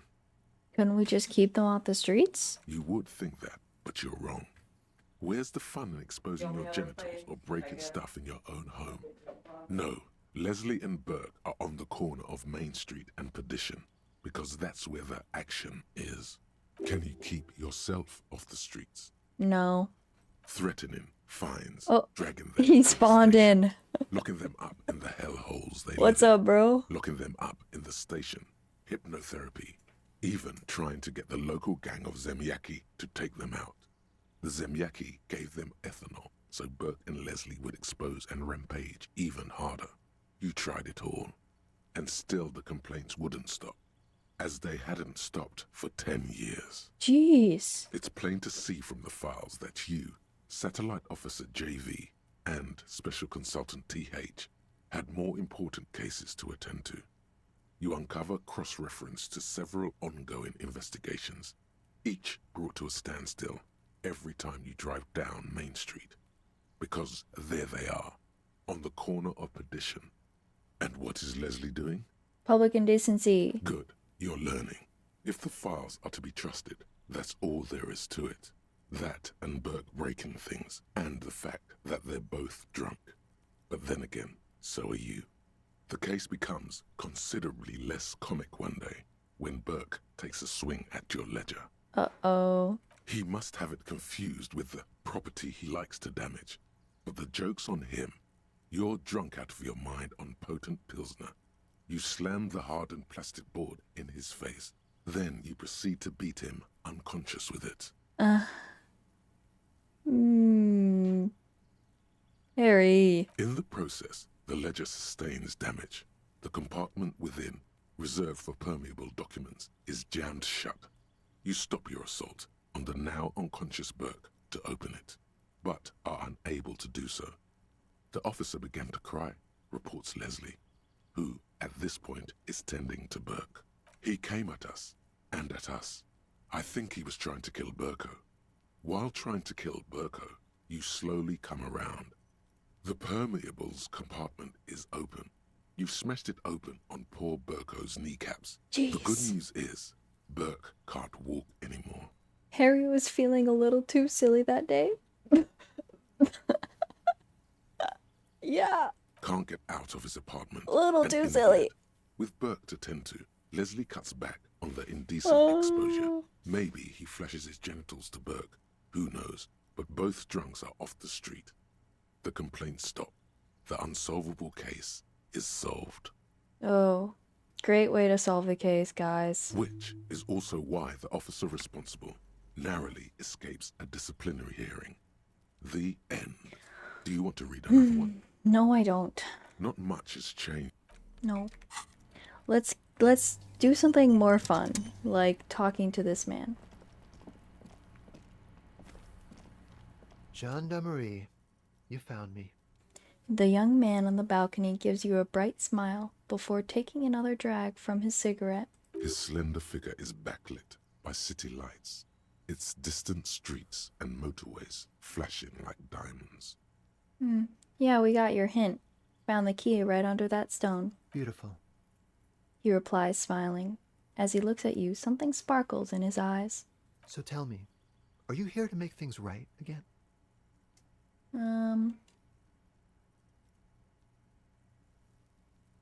That's what I was aiming for, yeah? Beautiful. He says again. A nearby street lamp casts shadows on his chin, drawing out the slender cheekbones. What are you looking for? Hot glue gun? Oh, it's right here.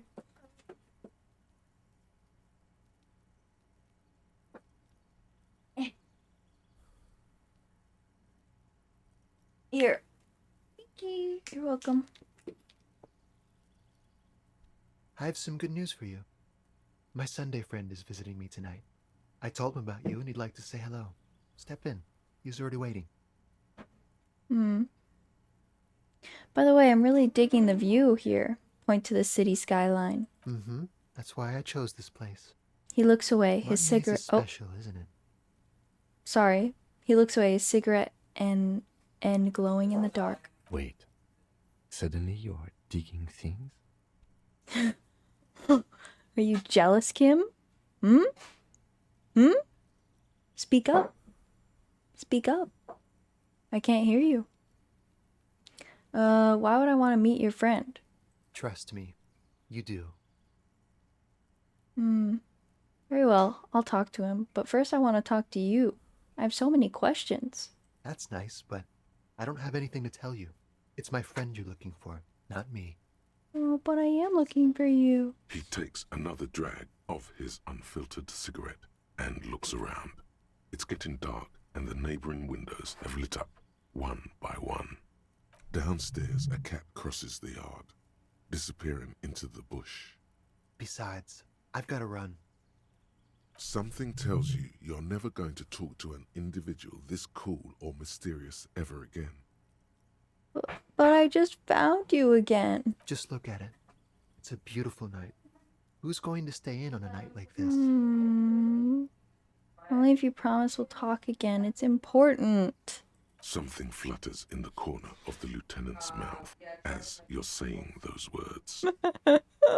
We'll talk. Just not tonight. Take care, alright? Okay, bye. Bye. And he's gone again. Looks like it's becoming a theme for him.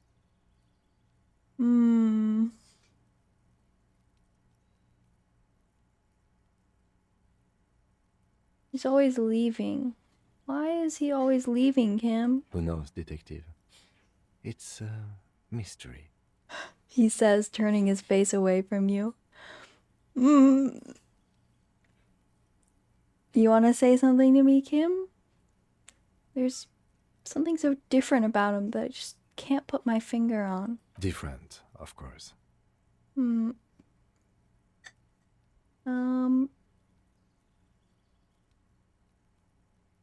He's such a good listener. I liked talking to him. You like talking to him? The lieutenant squints his eyes, trying to hold back laughter. It made me feel special. It made you feel special. Oh, that was kind of scary. He's barely holding it together. It's all he can do to keep from bursting out in laughter. I love this scene so much. Yeah, me too. Yeah, it's one of my favorites. Come on, detective, let's go. We've got a potential witness to interview. His Sunday friend, remember? I can hear him smiling. I heart Harry's bi-awakening. Yesterday I hugged that woman and then I told her it was because we were communists, but then I started thinking about muscles and how I wanted a man. So yeah, really love this bi-awakening. It's great. Okay. I don't even like this part that much. I just like talking to Sunday friend or smoker on the balcony. Empty ashtray, dishes soaked up in a pot. Flyers for underground parties. Dates for open lectures at a local university. An exquisite canopy made out of metal. A hat. Old photo. Same date year 01. Expensive men's perfume lingers in the air.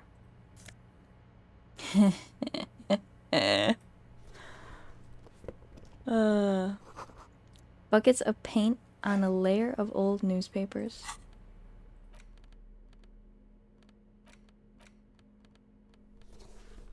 Wow. Now that's an outfit. You can't really see it that well, but it's beautiful. You have acquired the robe. Uh-huh. Keep it, officer. It looks good on you. It does, doesn't it? His hands are clean and well manicured. This is a man who knows the importance of appearances. My name is Charles Vildrouin, and I am an official with the coalition government. I work for the Institute of Price Stabilité on assignment from Sur la Clé. Okay. I heard you talking to my friend outside. Very good. Super. I am here to assist you in any way possible. Hanging? What a drag. He seems like a cultured gentleman. You should ask him about the finer things. I absolutely have to inquire about this wonderful canopy. This dude is so annoying. He's a bit of a yapper. And not even the fun kind, really. Oh, yes. My friend has a great eye for these things. He refuses to tell me where it came from. It's a mystery. I believe they call this type of frame industrial. It's very comfy. That's really all I can tell you about it. Cold air sweeps in from the balcony. The lieutenant takes out his notebook and nods to you to proceed. You actually witnessed the lynching? I'm sorry to say I did, officer. This is a break we've been looking for. Easy, detective. No need to jump to conclusions. Is it because you did it, Mr. Villedruin? Because I did it? The man scoffs. He's clearly not a man accustomed to being spoken to in that manner, let alone to being accused of murder. My apologies, I misspoke. I mean, what did you see? Officer, it's very difficult to describe what I saw that night. It was so surreal to me, like in a play. He holds out his hands and blossoms his fingers, like a drama teacher setting the scene. Okay. What do you mean, like in a play? It was just so strange. I could barely comprehend what was happening.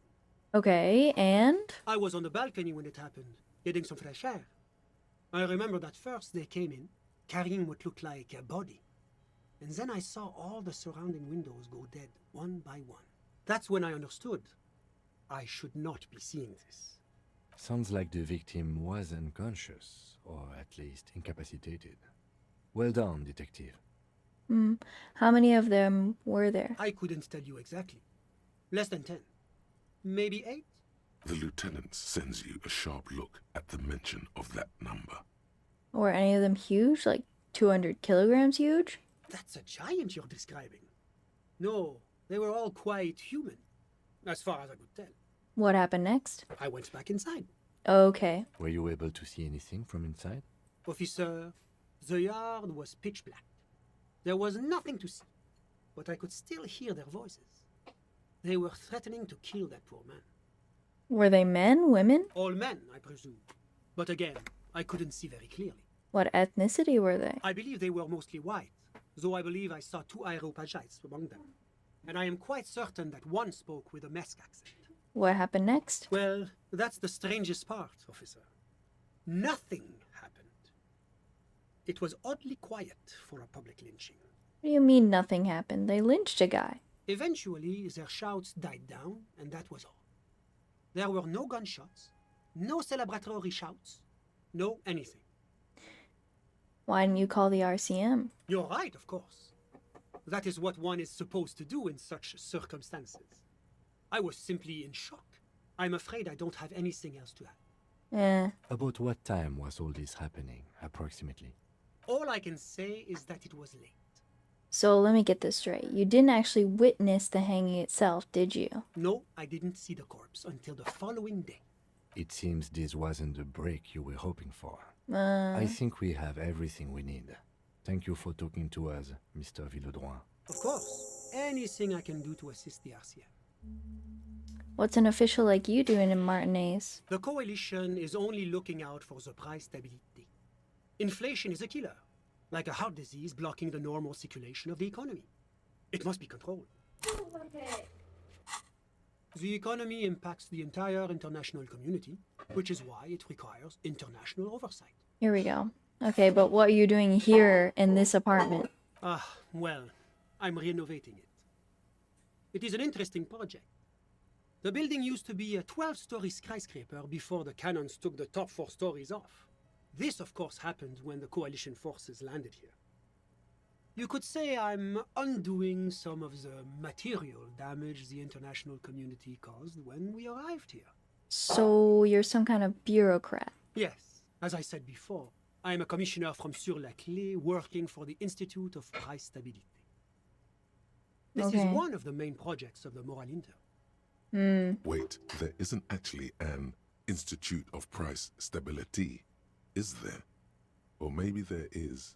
God, it's impossible to understand whether someone from the Moral Intern is joking or not. Stinky. What is this international community? La Communauté Internationale is what Revacholians colloquially call the coalition. In other words, the nations that stopped the disaster of the revolution. What is the price stability? It is the most important thing. That doesn't tell me anything. It's the central goal of any sound monetary policy. Okay. Maintaining the price stability is essential to maintaining high levels of economic activity, which is essential for maintaining high levels of employment. Okay. Which is essential for maintaining the social stability. Basically, it makes sure the price of bread doesn't change. Précisément. too much inflation, bread becomes too expensive. Too much deflation, it becomes too cheap for bakers to produce. Okay. That's why the Institute of Price Stability works to keep inflation just below 2%. 2% of what? But not too far below. No. Oh. Too below is also bad. Below, but close to 2%. You're not answering my questions at all. The coalition believes in the importance of informing the public about the benefits of the price stability. Transparency is one of our principles. Would you like an informational pamphlet? No, A I'm good. sound monetary policy is essential for addressing uncertainty. Stability is the raison d'être of the moral intern. It's the reason why I identify as a moralist. But I don't have my leaflets on me today. That's too bad. You can always call our information line. Making information available is part of the moral intern's commitment to transparency. I've heard about this moral intern before, but I want to know more. It's the International Organization for Moralists, hence Moralist International. The Institute of Price Stability is just one of its many mind babies, as is the coalition. So what I'm hearing is that we're the moral intern's bitches. Doing one's job doesn't automatically make one anyone's bitch. Besides, there are more nefarious powers to work for than the moral intern. Yeah, I know. Are you a moralist? But of course. Oh, why? Because moralists believe in a normal, stable world governed by democratic values. Lieutenant, are you a moralist? Me?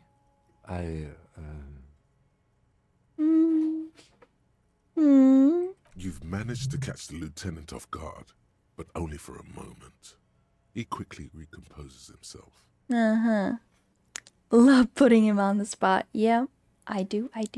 I'm a lieutenant of the RCM, dedicated to maintaining law and order in Ravachol. Whatever you say, Kim. A very moralist answer. That's true. But what?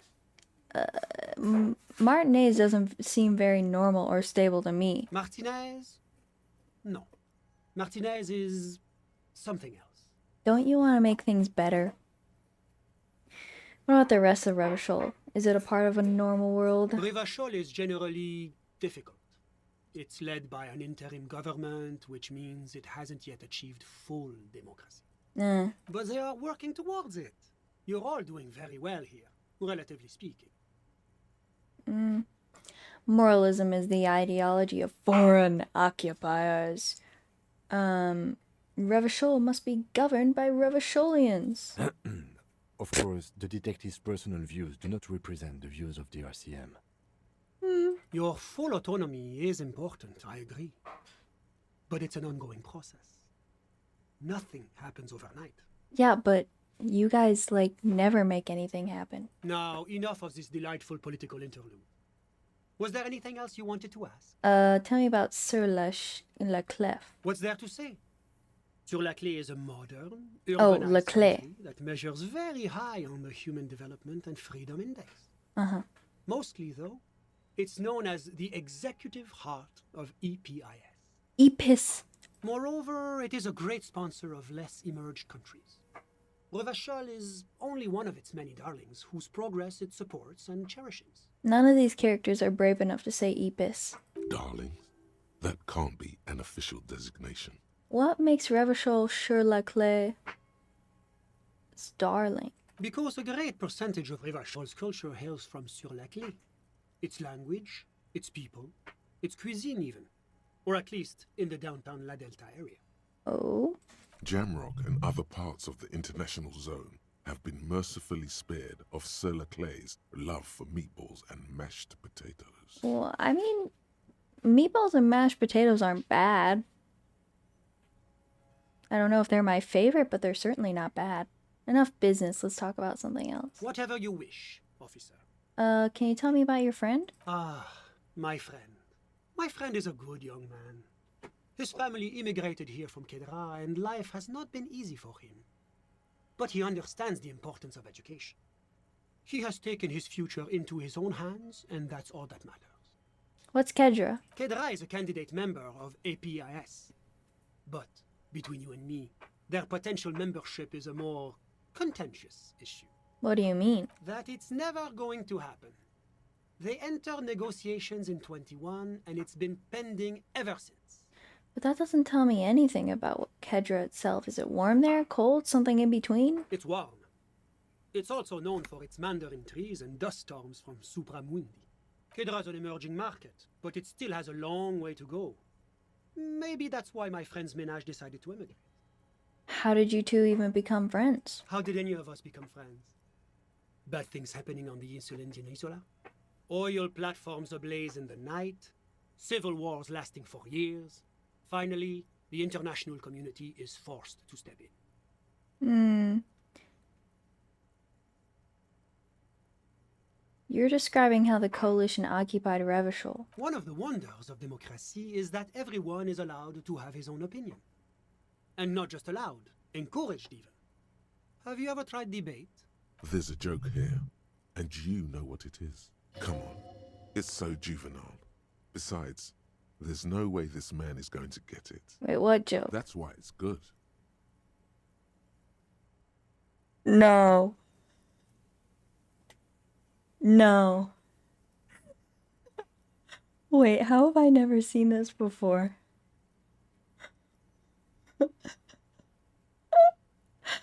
I have to say it. I can't just let it go. Yeah, I'm what they call a masturbator. Brush some invisible dirt off your shoulder. Oh, how wonderful. I've heard it's oodles of fun. Not that I have time to take up new hobbies myself. He doesn't know. See? He didn't get it. Good job, Joke Meister. Did Kim get it? The lieutenant lets out a long nasal sigh. You know you like it, Kim. I'm funny. Oh my god. Okay. You still haven't told me who he is. Sorry. Who? Your friend, the smoker on the balcony, we were just talking about him? But I told you, officer. He's a bright young man here to pursue his education. Education is the foundation of our future, especially the arts. It is a cornerstone of our civilization. So, all you can tell me about him is that he's here to study the arts. He's deeply enmeshed in the study of the fine arts, yes. Which arts? He's a truly free spirit. He likes all the arts. Perhaps graphic design, printmaking, who knows? The world is open wide for a talented youth like him. What are you doing in his apartment by yourself? I'm just enjoying the view. What view? It's dark outside. Listen. He says, raising his hand. The baby is crying in the neighboring apartment. Someone's baby is crying. No, listen. The Insulindian Bay. What about it? This place used to be a luxury accommodation before the revolution. Oh. Apartments, of course, were much bigger then. A few walls have been added here and there, leaving some of the tenants without a private bathroom or a kitchen. But the million real view stays. You can't take that away. He knocks on the balcony door, his face mirrored in the darkened glass. I was asking about your friend. My friend comes and goes. I'm sure you'll see him around. He's a busy bee. A busy bee? What an odd choice of words. Indeed it is. I had something else in mind. I'm all ears, officer. Thanks, that's all I got. A moment, officer. Okay, what do you want? Do you have everything you need from me? I'm afraid we won't have the chance to speak again once you leave. Hold on, why can't we talk later? It's against diplomatic best practices for an official in my position to be discussing murders with local militiamen. And I'm pressed for time. After you leave, I should be leaving as well. That's not the real reason he's so apprehensive. Men in his position shouldn't be seen loitering around in underprivileged young men's apartments in the middle of the night. Thanks for the heads up, but my work is done here. Of course. I'm sorry I couldn't be the break you were looking for. Good luck with the investigation. Okay. Did I get everything? Yeah. Let's skedaddle. I'm tired of talking to him. The only fun part was the masturbator joke. And that's because I too am juvenile, just like Harry. Money? Okay, was there anything else I needed to do before I send Kim to bed? Before I tuck Kim in night-night mode.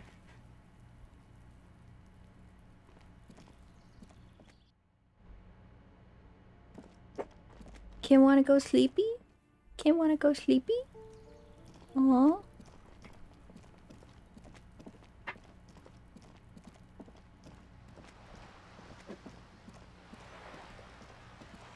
Why is the water... I hear two of the water echoes overlapping. Very odd. Wah wah wah wah wah. Wah wah wah wah wah.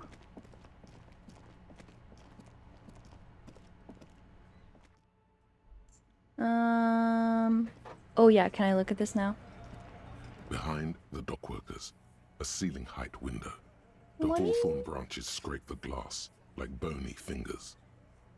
What do you mean it's not time yet? You're lying to me. It is time. Can I help you? About my bill for tonight. Got the 20 real? Yes. Good. You got the room for the night, but remember, you'll need another 20 real tomorrow. Yay, okay. Here's your trash container key. Thanks. I hope you found what you were looking for. I found the victim's clothes. How strange. I certainly didn't put them there.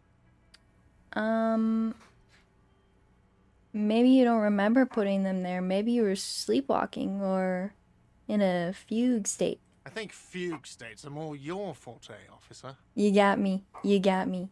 Could someone on your staff have put them there? Sylvie had the keys before I got here, and I can vouch for her. I can vouch for all my staff. None of us would tamper with the crime scene. So who else has the keys to their trash container? The trash collection service? CS Municipal. I don't see why they would put anything in the trash, though. Ah, the elusive CS Municipal. I doubt we'll be able to track down who was sent here last and when. This will have to be one of those little threats that solves itself down the road. Thank you anyway. Yeah. Yeah. Yes. Another thing. Great. I love those. So the phone line is dead? Yes, and the phone company is taking its sweet time sending someone to fix it. Losers. Is it true that there is foul play? Who told you that? Lena. Fine, yeah. It looked like someone had messed with the wiring. It was shortly after the hanging, but I don't know if it's at all related. Plenty of assholes around here who aren't murderers. Okay. If you do find out who cut the line, though, let me know so I can forward them the repair bill. Okay, that's it.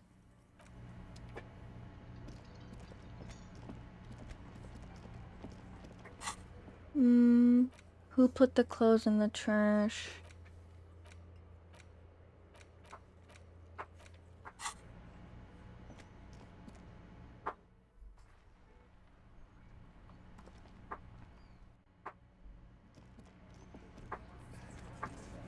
Behind the dockworkers, a ceiling height. Fine. I'll send Kim to bed. Then I'm gonna try to get the I'm gonna try to get the boots off the man. Bye, Kim. Go to bed. Bye. He phases through the wall. Gotta go get that froggy hat. Oh yeah, I could go get the froggy hat. That's a good idea. Not yet.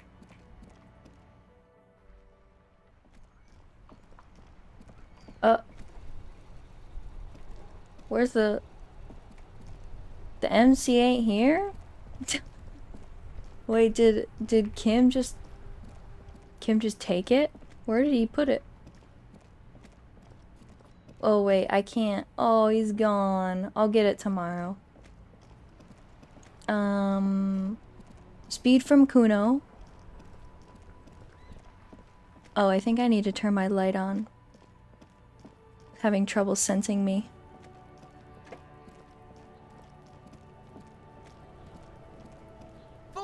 Kuno care? Okay, hold on. I'm gonna turn the light on. Just a second.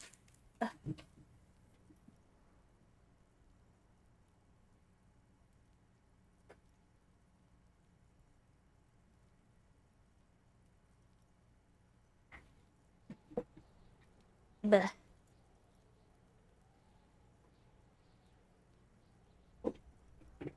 Okay. Got any speed? Fucking right, pig. Kuno's filling bathtubs with that shit. Kuno's a kingpin. You're yanking my chain, aren't you? Don't be yanking your shit in front of the Kuno. Kuno's always serious, always rolling. Big kilo, but you ain't getting any. Get the fuck off. Belying the act, he's actually telling the truth. Or at least 0.00001% of it. He has a little speed. He's just not giving it to you. You need to befriend him first.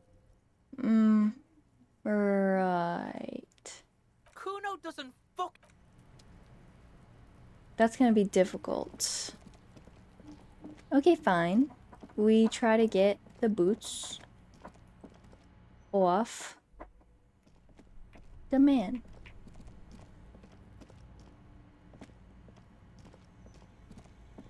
Beep, beep, beep. The bear's eyes are still glowing red. Shoot, look, come back later, Corpo. Wait.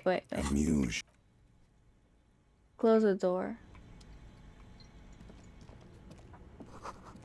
The walls collapse. It's inaccessible now. Okay, quick save.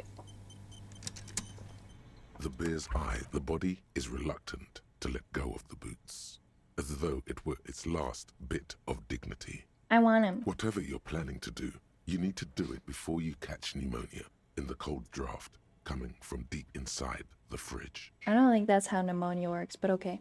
Pull on the right boot. It's not completely useless. You're able to reveal a little more of the putrid polymer sock beneath the boot. Pull on the left boot. It feels like the leg is going to come off along with the boot, but you're able to get the boot to move a centimeter or two. Just relax. This is easy. This is happening. Adjust his seating position first. He's too heavy to move by yourself. A great mass of dead muscles, with hoarfrost covering his milky eyes. Try to twist the boots off one by one. This is the right method.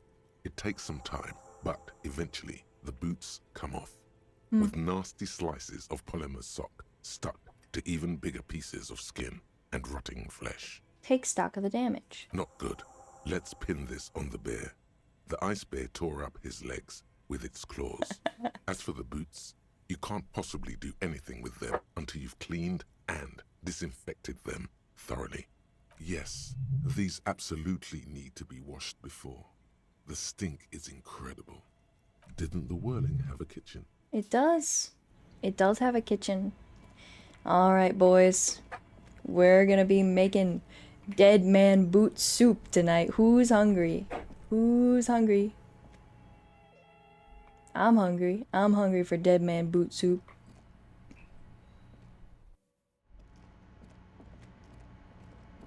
Tee-hee-hee-hee. Sneaks into the kitchen. The dishes are dry and they smell of chemicals and pine trees. Aroma of alcohol, spices, and tomato hangs in the air. This industrial gas-powered stove has been used to prepare food for many hungry hostel guests. There are several pots and pans on hand. Getting the corpse residue out of these boots is going to require patience, and also a huge pot full of boiling water, soap, and white vinegar. Check out the cookware. A commercial pot draws your attention. It's very large, gigantic even. It could be used to make enough stew to feed an entire city, and also to boil a putrid pair of death boots. Check out the cleaning supplies. There is a variety of soaps and bleaches in the cabinet to the left of the stove. There is also a bottle of white vinegar in the cabinet next to the fridge. It's bad with those boots. Don't be stingy now.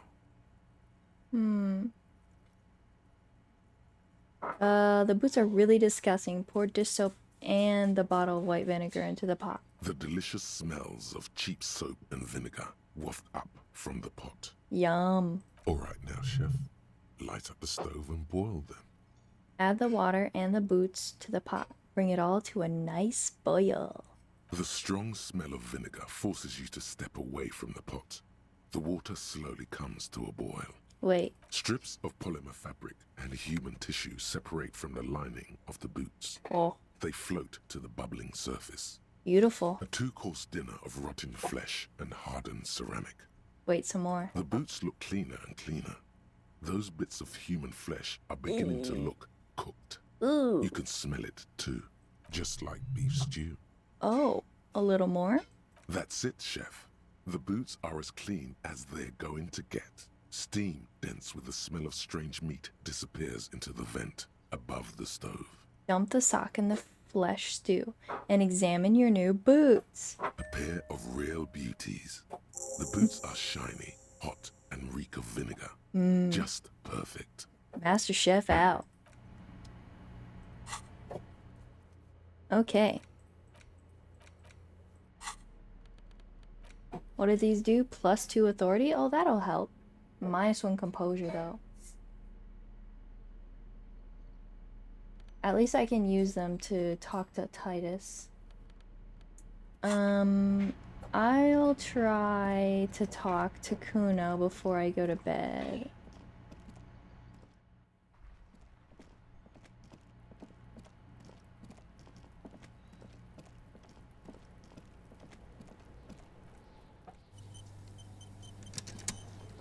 Fuck does Kuno care? Kuno doesn't. Hmm.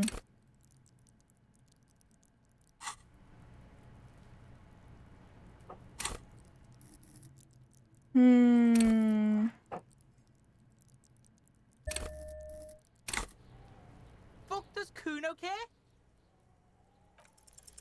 He's on your crime scene, bossing you around. And he's been here for some time too. This is where he hangs out. Okay. You have to get more out of him. He could be useful. Kuno, City of Rage, Night City, what's going on here? I'm intrigued. No! You told him about it and now he knows your name! The city's not fucking lame. You are lame. Kuno's tired of defending Rage City from... Just fuck off, alright? Okay. And fuck you too, Oh. putting Kuno on the spot like that. Kuno doesn't need to fucking explain his shit. Oh. Kuno's king. He rules here. Fuck did you want? Sorry. Explain himself, as if explaining some kind of work, some kind of avant-garde work way ahead of its time. I'm intrigued. You must get to the bottom of this one of these days. Sadly, it's unlikely to happen today. Kuno doesn't... Do I have any empathy clothes?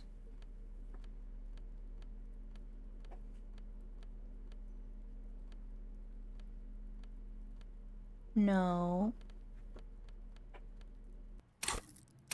One more? For the fun of it? Fuck does Kuno care? What's going on? No. Is an ungovernable youth on your crime scene. Like you don't have enough on your plate. You feel a sudden surge of self-pity coming on.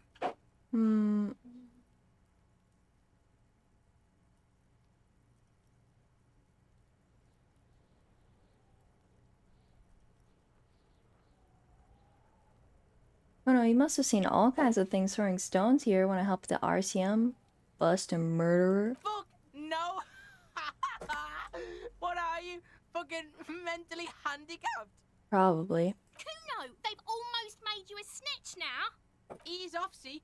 Kuno always takes the bullet over the hammer. He nods big boy style, incredibly proud of himself. He'd rather die than work with the justice system. Okay. Kuno doesn't... Right, well I tried then.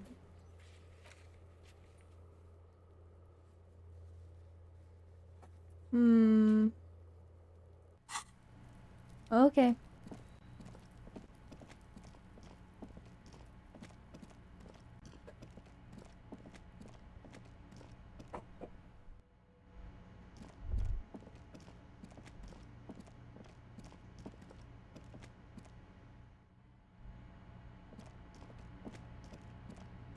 Nighty night.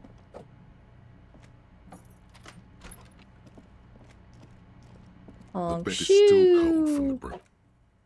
Honk, me, me, me, me, me, me. The bed is still cold from the wind blowing in from the broken window. The mattress creaks as you close your eyes and try your hardest to fall asleep. Here we are again, my broken bud. The waves are coming, carrying you away. But you can't go. No, you have to stay. Always half aware of yourself. You're not cooperating, brother man. Why? It's your disgusting body. Even through your sleep, you feel a vague discomfort suffusing it. Your belly and your sides are unpleasantly tender. You wish you could curl up into a fetal ball of safety. But you cannot, because of the pain.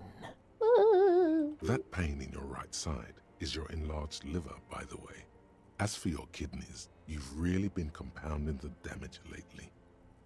Every cell in your body is moaning in agony, asking, what did we ever do to you? I'm sorry, Cells. It's me. It's all my fault. Now, you're finally thinking about something other than yourself. Let's see how far that'll get you. I'm an artist and... No.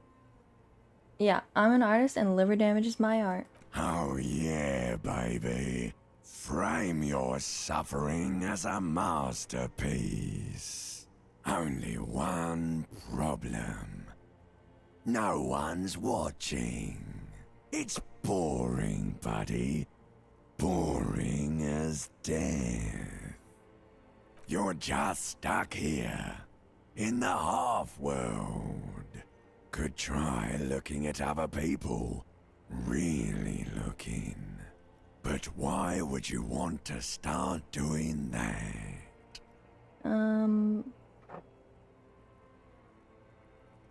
I will. I'm looking at people all the time. I like them. Sure you do. They're all so friendly, aren't they? Very. Some of them are. Some of them are nice. Others are scared. Yeah. At least they're interesting. Each one has a process just like yours, running in the space between their ears, full of secrets.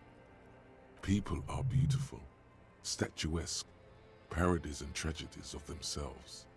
A great democracy of creatures. Yeah. What do you think you're doing right now? Coming to some greater awareness?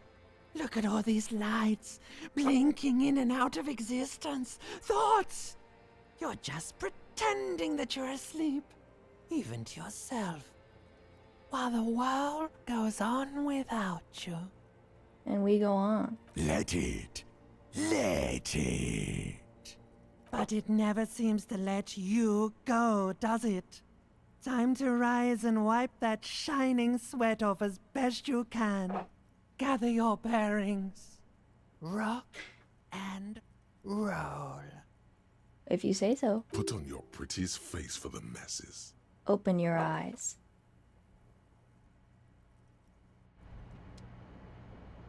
I'm up. Whoa, whoa, whoa, whoa, whoa, whoa. It's day 3. Give it up for day 3. Hey, it's Wednesday in game now, too. Can I A encyclopedia? mirror hangs on the bathroom wall. In it, your face, adorned with the expression. It belongs in the new, the 3rd decade of the current century. Enough time had passed from the failure of the revolution that, for a fleeting moment, free market economy seemed like the ultimate, uncontested way of life for our species. Okay. Things were good. It was smooth sailing. People made gold and champagne-tinted interiors and facades to suit the times, calling this the new style. But more importantly, disco happened. Disco! Forget about ostentatious orchestrations. For Revachol, your city, that meant only one thing. Guillaume le Million. Guillaume le Million. If it doesn't rhyme, you're not pronouncing it right. Out of the dazzling swirl of disco music, in an open-air boîte de nuit, somewhere in Revachol West, Guillaume's blonde mane appeared on the screen. He sang some bullshit. Then he made the expression. So I adopted it? Why? Everyone loved it. Maybe you thought some of the stardust would rub off on you. Maybe it did. Either way, it's all gone now. Only the grimace remains. I feel the need to add a clicking sound when I make it click click. The click is used to spur on a horse. It also features heavily in Guillaume le Million's regional mega hit, Don't Worry, Your Pretty Little Head. Sometimes you like to add finger pistols to the mix, because, unlike Guillaume le Million, you are a police officer. It's your nifty little way to say, I'm armed and dangerous. How long ago was the new? There is a vast ocean of time between right now and the expression, looking good on you, or anyone.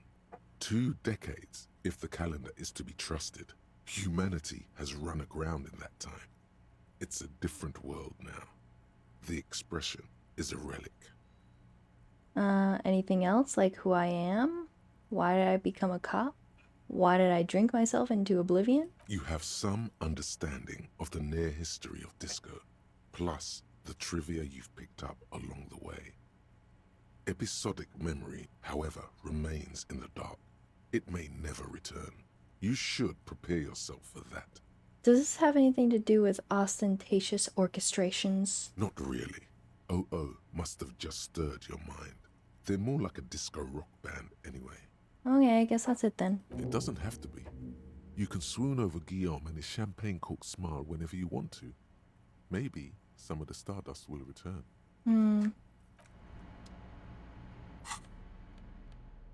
Maybe I can fix the thing. Is it the chain cutters? A mirror hangs on the bathroom wall. In it, the faucet is quite terribly mangled, but you just might be able to twist its parts into place. Yee! You handle the chain cutters deftly, applying just enough pressure. The faucet regains a recognizable shape. The steam stops. Ooh. Told you that you needed those chain cutters. Everything is connected. Everything has a purpose. The mirror begins to clear slowly without you having to wipe it.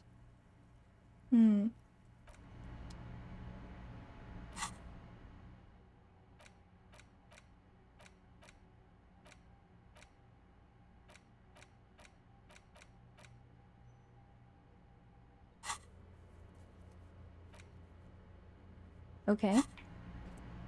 Kim. Kim, you're never gonna believe it. Some boots appeared in my inventory last night.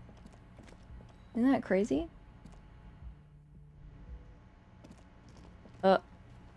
It's them. What's up? You look like shit. Thanks, bro. And I don't mean that as a metaphor.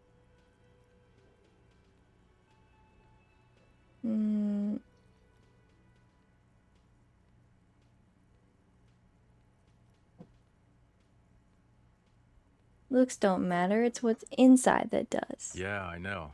That's what I'm going by here. Uh-huh. Oh, come on, Jean. It looks like it's been a rough week on him. It's not just this week. What do you want? There's something about this guy that matches with a face in your head. A similar but different face. He might be wearing a disguise.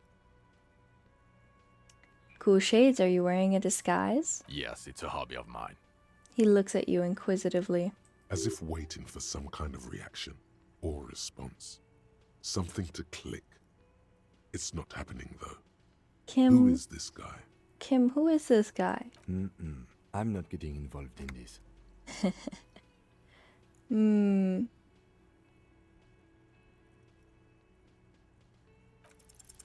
There's something that binds you to him. Some kind of an outfit, maybe. A uniform. I understand the uniform is metaphorical.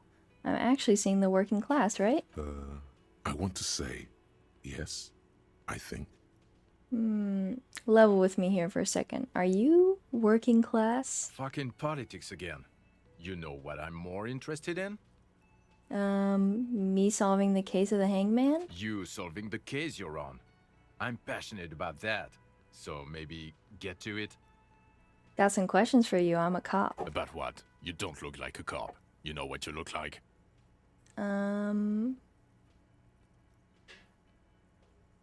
Like a revolutionary? No, not like a revolutionary. Okay. Now will you answer some questions for me? No. Why not? Because it's not my job. Why don't you go and fucking do yours and solve this damn hanging?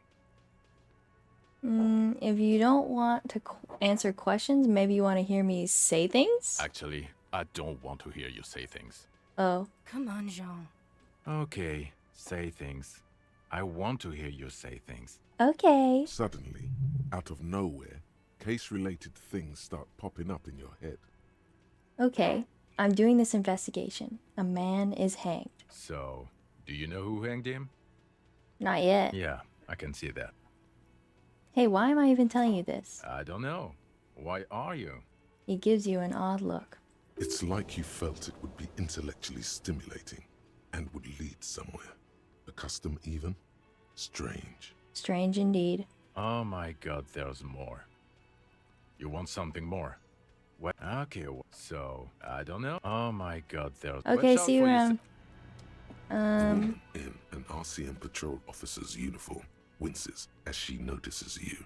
Hey. I would really prefer not to talk to you right now. Hold on. You are a cop with the RCM? Yes, I am. I'm a cop too. I know. Here's the real deal. It's hard to tell whether he's sarcastic or sincere. But if you had to guess, you would say the lieutenant is being sarcastic. I'm on a murder investigation. Are you the cavalry? I'm definitely not the cavalry. Is everything alright? Why do you want to talk to me? I don't know. I mean, why would I want to talk to you? Have I wronged you? I've done that to a lot of people. No, you haven't wronged me. It's okay. She shakes her head and breathes out. Something changes in her. It's pity. Pity comes over her. Okay, fine. Let's talk. What did you want? What does one talk about with a fellow officer? What precinct are you from? What precinct? She just sighs. Fucking deranged lunatic. The sunglasses wearing man pushes through his teeth. You're getting an intellectually unsatisfying vibe from this conversation. Maybe you're doing something wrong. Are you by any chance working class? Well, raising 2 children and half a husband on a patrol officer's wage? Yes, I guess I am working class. Cool. Give her a little wink. I am too. Okay. Are you with him? Of course I'm with him. Why do you ask?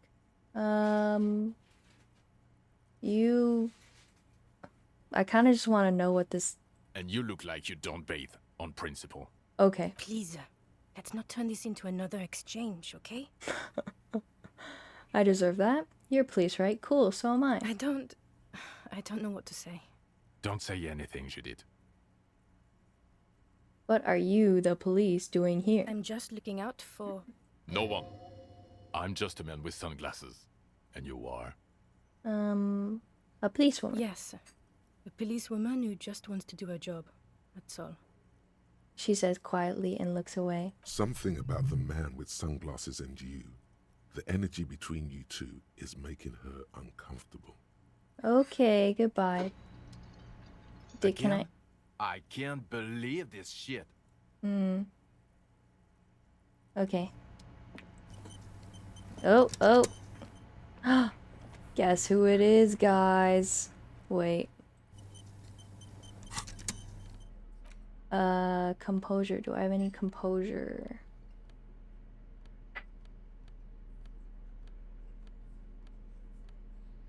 No.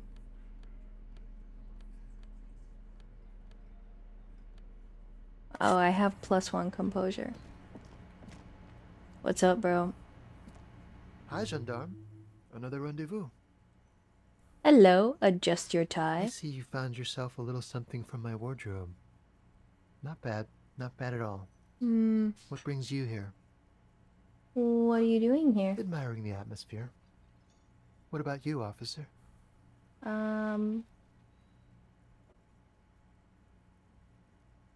This is where I'm gonna go down in history. I'm gonna sing karaoke. Really? Well, I look forward to that. Tell me again about the muscular type who came to investigate the crime. Oh yes, let's see. He knocked on my door a few days after the lynching. I think he was going through the entire building, asking questions. What did you tell him? Nothing. That I didn't see anything. And he believed you? Why shouldn't he? Did you tell him about your friend? What friend? Your Sunday friend, the witness. No, I don't think it came up. What did he look like? Muscular, handsome, strong, like one of those military types. Was he alone? Yes, but he was speaking to someone on his earpiece. His earpiece? Yes, you know those tiny speaker microphones that fancy security guards sometimes wear. What was he saying? Just reporting back whatever I was telling him. Besides muscular, did he have any other identifying traits? Oh, let me think. He had an accent. He sounded like one of those mercenaries. He sounded vaguely Oranese. No, not vaguely, scratch that. He sounded definitely Oranese. Thanks for the information. Sure. Anything else on your mind? His lazy eyes stroll over your face. I met your Sunday friend. You did? And how did you like him? You're right, he was magical. Magically bureaucratic. I told you, he can be very useful. I guess that's the charm of powerful people. Who is he? A visitor from the first world. He's not like you and me, gendarme. He can always return. Return where? To his opportunities in Occident, sur la clé. Still, his coming and going brings some life to the village. Or is it just money? I don't know. What are you two? Friends, I told you. Sunday friends. Friends who like to get together from time to time. What does it mean, Sunday friend? That he won't be there when times get tough, I guess. Is that even a friend? It is. On Sundays. Why was he staying at your place in the middle of the night? He has keys. And he likes the view. To the sea, I mean. I don't want to talk about other people. I want to talk about you. What about me, gendarme? About this robe. You can keep it. I don't mind. I can appreciate beauty when I see it. Thanks. It's like I'm carrying a piece with me at all times. Is it now? Well, enjoy it. It's the sports. He's a sports guy. He's a sports all guy. About that physical prowess and athletic skill. Yeah. Nothing else here. Oh, he's Bye-bye, gendarme. He's a sports guy, guys. Hi again, gendarme. Could he Yes! be a member of the homosexual underground? Could he be? Just pointing it out. We're not talking about some kind of cult with members here. You made it up. Are you part of the homosexual underground? The homosexual underground? The smoker sits up immediately, his eyes wide with an amused surprise. A honeyed smile lingers on his lips. Why, yes, I am, officer. Why? Do you want to investigate? Yes, I want to hear more about this homosexual underground you're part of. Oh, it's a pleasure group. A sub rosa pleasure group congregating in cellars under the cover of night. Saturday night. Sometimes even Friday night. What about Thursday night? Or Thursday night. Sometimes the congregating doesn't even end. It carries on into our daily life. He lowers his voice spiritorily and looks around. But why do you convene and what do you do? Oh, we're ambitious. We want to destroy the last vestiges of meaning, the last things people in Rebishol have to hold on to, the true symbols of security, the meaning of man and woman, mother and father, their marriage. Everything will be constantly shifting and moving under our rule. The future will belong to a circus of identities just spinning around, surreal and unreal. You won't even know who you are anymore. But does it have anything to do with disco? Yes, we listen to a lot of disco. Some say we engineered disco to spread our vision of a vertiginous, ever-changing society, where all there is a razzle-dazzle of gold. Oh. We are going to change the family unit with all this razzmatazz and finger dancing. And with mysteries. Of course, the mysteries are also of sexual nature, very esoteric. I do like disco. Maybe I should get into it? You can't just get into it. You have to be born into it. One is either already in the homosexual movement or forever excluded from it. What if I can't remember whether I'm in or not? What if I can't remember anything about my life, aside from the fact that I like disco? Beautiful. Beautiful. That's exactly what we're looking for. Who knows, maybe you were homosexual in the past. Maybe all of that has been repressed. He circles his hands around you. I have to say that you do look like someone who might be part of the underground. You have that very distinctive, I can't understand what's going on here look.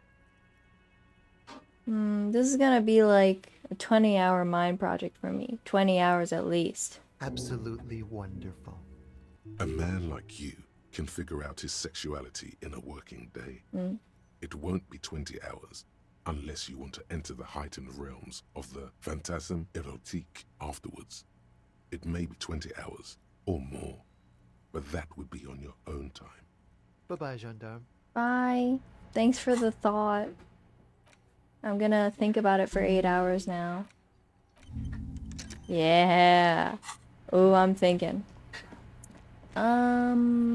It's not time yet, is it? Behind the dock workers. No. Do I want to talk to him yet? No. I want to go to the lock. Not yet. Oh, and Froggy Hat. Froggy Hat. Froggy Hat. Wait, can I even buy it? The shine on these sunglasses lasts a lifetime, officer. These are those UV. These are all first-rate Oh, I sunglasses. can't. Wait. Premium design, super material, very cool. UV resistant. These were definitely. Is it not here? Because I didn't fail the check. The speakers below are back. Oh, I don't think I can get it. No! Keep coming back. That's good, officer. Oh, no Froggy Hat this run. Hey guys, I'm gonna press the button now. A couple of indicator lights are missing. Pull. You grab the handle and pull the lever up. As soon as the metal connects against the contact pins, you hear a loud clunk. Then the water lock starts moving. Hooray!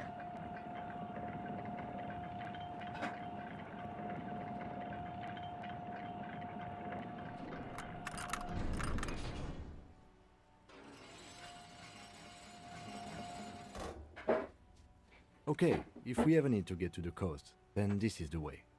But please, contain your wanderlust for now. I don't want us to get sidetracked, not with everything that's going on.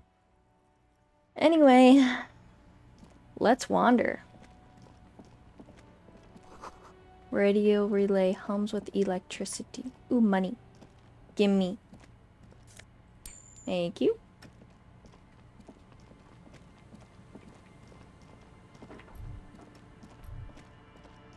What this? Breaker box to power the radio pylon above you. Maybe there's something inside? Yes, there is. There's money.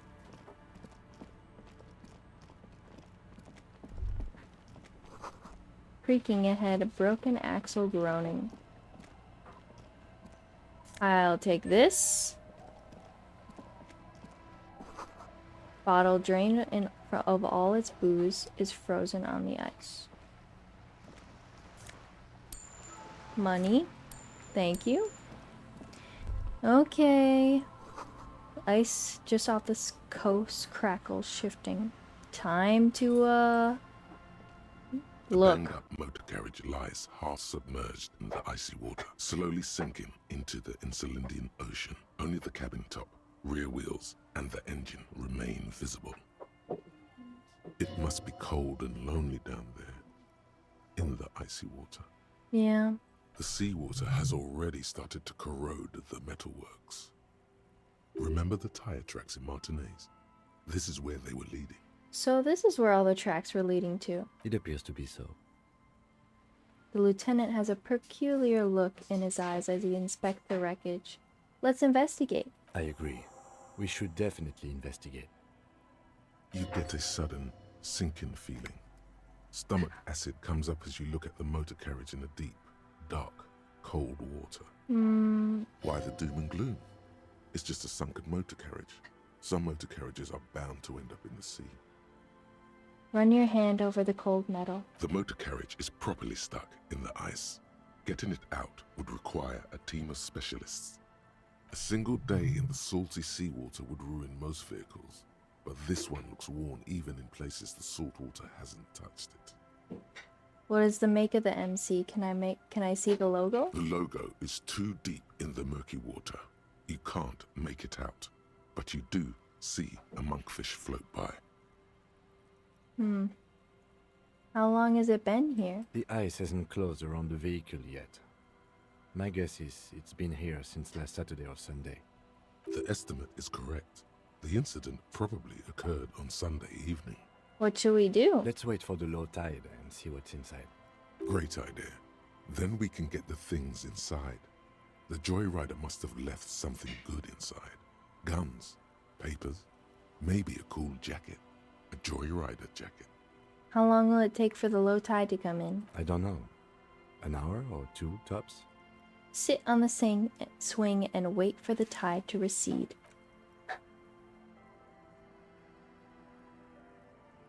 As you sit down in the old, rusty playground, the world around you becomes very silent. The hinges creak under your weight, dangerously so. Nothing but the sound of seagulls high above in the sky, echoing like distant laughter. Ice cracks around the blue motor carriage in the sea. Whistle a tune. The tune on your lips forms a strange yet undeniably beautiful contrast with the surrounding bleakness. The lieutenant gives you a quick glance, then, still looking straight ahead, he joins you with a higher pitched and slightly more melodic trill. Two birds on a wire, whistling by the seaside, looking at the water and a sunken car. Two birds on a wire. One tries to fly away and the other. The clouds pass in the sky, and the shadow of the swing moves like the hour hand on a timepiece. 30 minutes have passed. Looks like this might take a while. What? Time to present a good topic for discussion. That's a horrible topic of discussion, Rhetoric. The tide sure is taking its sweet time. I believe it's following a pattern set millions of years ago by cosmic forces. But I suppose it could move quicker, yes? Clouds on the horizon grow darker, and the shadow of the swing set keeps climbing. You hear the distant rumble of the city. 30 minutes pass. Do you think I'll ever find my gun? God, I hope so.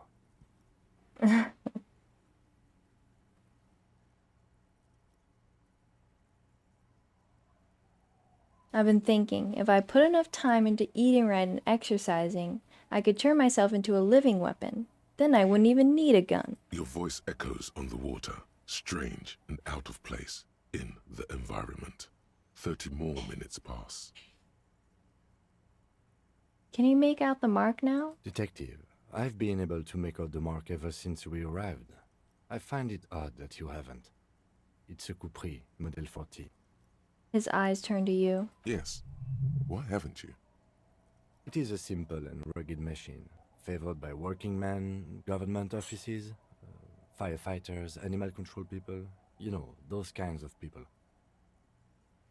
Squint your eyes and say, is that a number on the side? Yes, 41.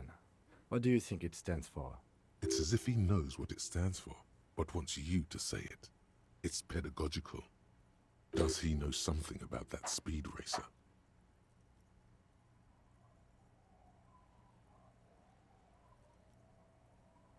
Oh God, no. I'm sorry, Harry. I'm so sorry. 41. Precinct 41. A massive pit opens up in your stomach, and the most terrible feeling comes over you. No. Just no. Say no to this, Harry. No, no. Yes, your car is in the sea. Face it, so we can start dealing with this.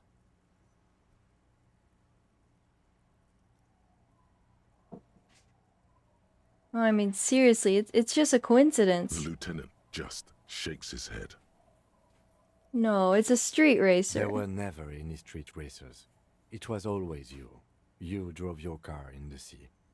Oh God, it's mine. I drove my car into the sea.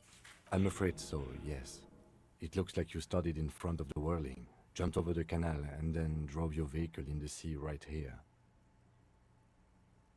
Maybe I was in pursuit of someone. Of whom? I don't think so. If anything, you were probably drunk. How do we get it out? Detective, we don't. The rescue operation really isn't viable at this point. So it's just gonna be there like that? I'm afraid it will have to be there like that for many years. Look at it. Parts of it might be salvageable, but overall, this machine is a write-off. They're not gonna take me back after this, are they? People are more valuable than machines. Training a police officer is even more costly. The badge, the gun, and now this. The lieutenant adjusts his glasses and doesn't say anything. Things were going so well, we were just whistling merrily. You can still whistle. Besides, the night is always darkest before the dawn. Well, at least I can see what's in there now.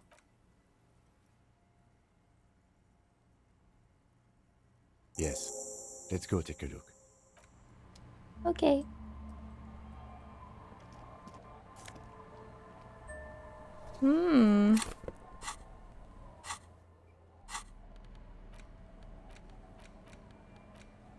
A police badge on which you see the photo of a man.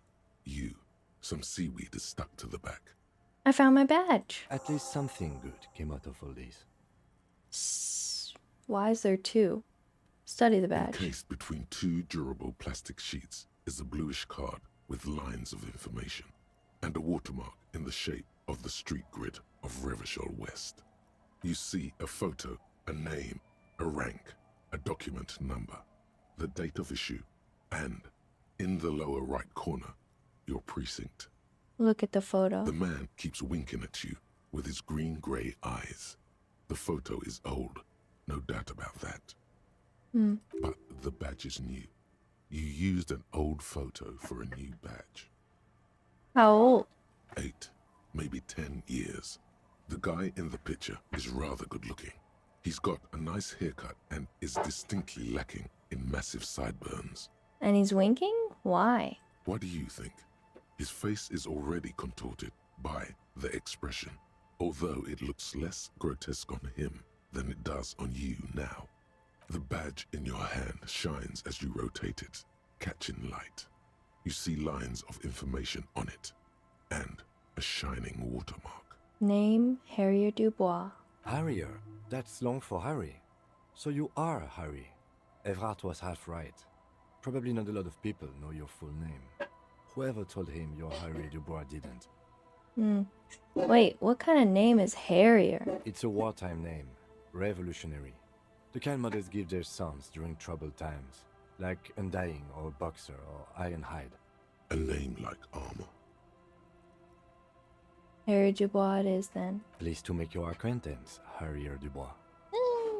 The badge in your hands shines as you rotate it, catching light. You see lines of information.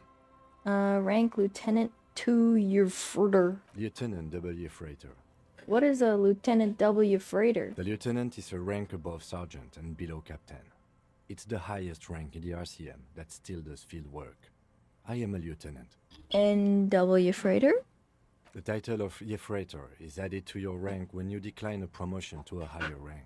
In your case, captain. You have declined twice, thus you're W Freighter. Declined? There are many reasons one would do this. The rank above you in your precinct's decomptage might be taken, or sometimes promoted officers do not want to replace their superiors out of respect. And sometimes they just prefer the type of police work available to their current rank. In your case, lieutenant.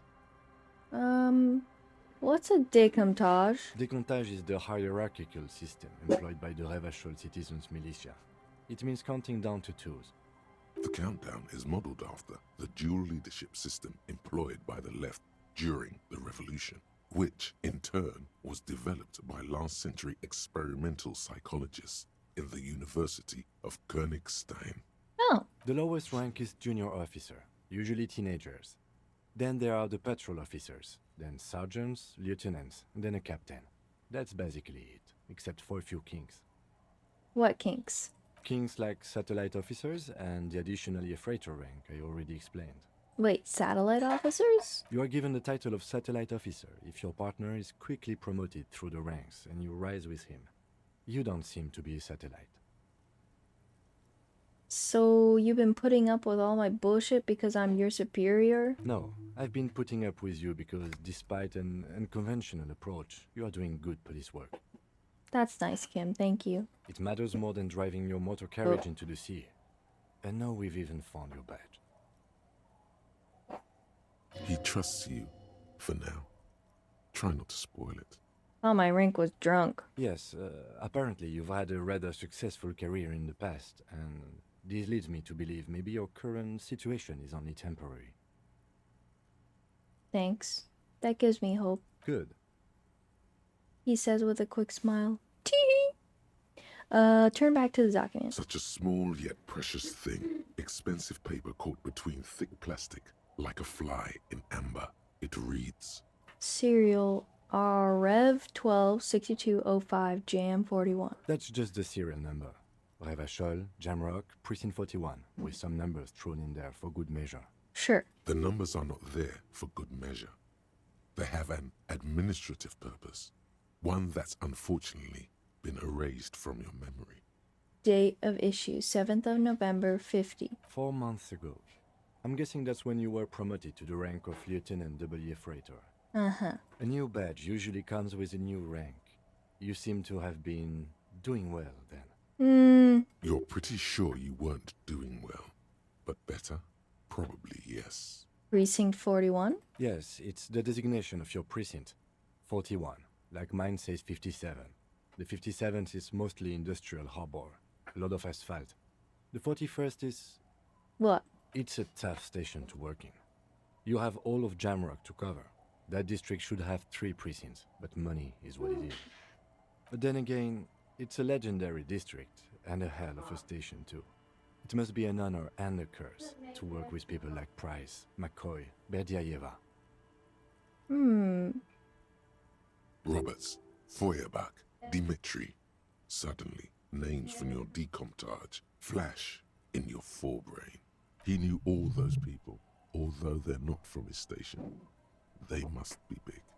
Yeah. The badge in your hand shines as you rotate it, catching light.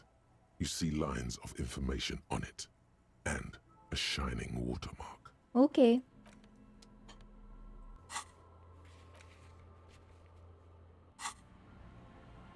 Now I want to see what happens if I call the station.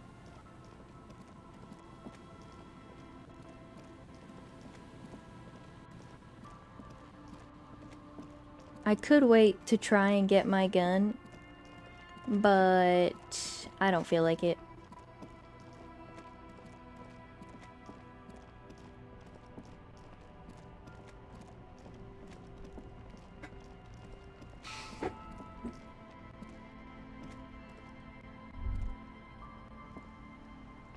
Inside, you see a set of steering levers, a radio microphone, a pull-out toolbox, and the soft glow. As you tap on the gauge, the indicator pin jerks as if startled. It's in the large orange sector, indicating the engine is warm. Next to the gauge is a red switch, labeled heat. No, that's enough fun with the foldable headlights. I know they are mesmerizing. They're also fragile. I'm not going to turn it on for you again. Radio. This is Precinct 57. How may I assist you? ICP? Yes. The armor was produced by Fairweather in their facilities in Betancourt, sur la Clé in 42. It was part of a special order for Corps de Pharmacie, a security firm contracted to protect the interests of Iranian pharmaceutical companies in the Semenine conflict. So, it seems the armor went to Semenine. That's where the paper trail ends, though. Even the firm has proven difficult to track. Corps de Pharmacie has been renamed several times over in the years since the armor was issued. Do you know what it's called now? The most recently registered firm that the ICP has been able to connect to the CDP is a military contractor called Trinell, and the one before it was Downwell. I think they might be the same contractor. A suit of armor like this would have been manufactured with a particular person's physique in mind. You should ask for whom this suit was fitted. First, the firm continued to work for pharmaceutical companies through all these name changes? Hard to say. Their client list is rather diverse and incomplete. The only constant seems to be that the mercenaries are always deployed in third and fourth world countries. A suit of armor like this would have to have been customized for the wearer. There must be a record of the person to whom it was issued. Yes, but the ICP tends to be reluctant to share private sector records. I could try to talk them into it, though.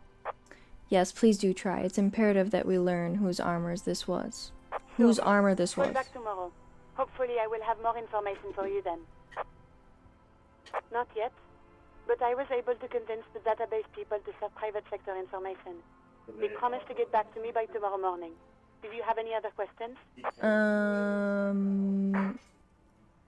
I can't call my station. It will take just a moment, officer. Her voices fade out into the familiar radio static. Gottlieb, what do you want? He's carelessly chewing on a piece of hard candy. I'm in a bad way, Doc. A real bad way. Oh, it's you. I lost my memory, all of it. With all the damage you've been dealing yourself with drugs and alcohol, I'm not surprised. You're not surprised? Okay, anything else? What else? I'm not a brain doctor. Look on the bright side. You've got a whole new life now. Use it wisely. It's hard to say if he doesn't believe you or doesn't care. You know who I am? Yes, there's no end to the misfortunes fate has seen fit to rain upon me. Sure, but can you tell me about myself, as in who I am? Who? You are? You lost your human visage a while back. Now let's get on with it. I've got more important things to do. Is there anything you can do for me? What? You want me to do blood work for you again? Tell you just how bad things really are across the board?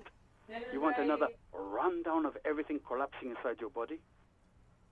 Okay, I see your point. Might as well get back to work. Do that. I need to go. Some idiot has glued his eyelids shut with cyanoacrylate. It looks like Mactorson, but it's hard to say because his eyes are swollen. It's not fucking cryoacrylate. It's super glue, Doc. Cyanoacrylate is superglue. I guess that's it for now. The phone clicks. Suddenly you hear the already familiar voice. Anything else I can help you with, officer? No, I'm good. In the cabin, you... Okay. And I think I'm gonna call it there for tonight.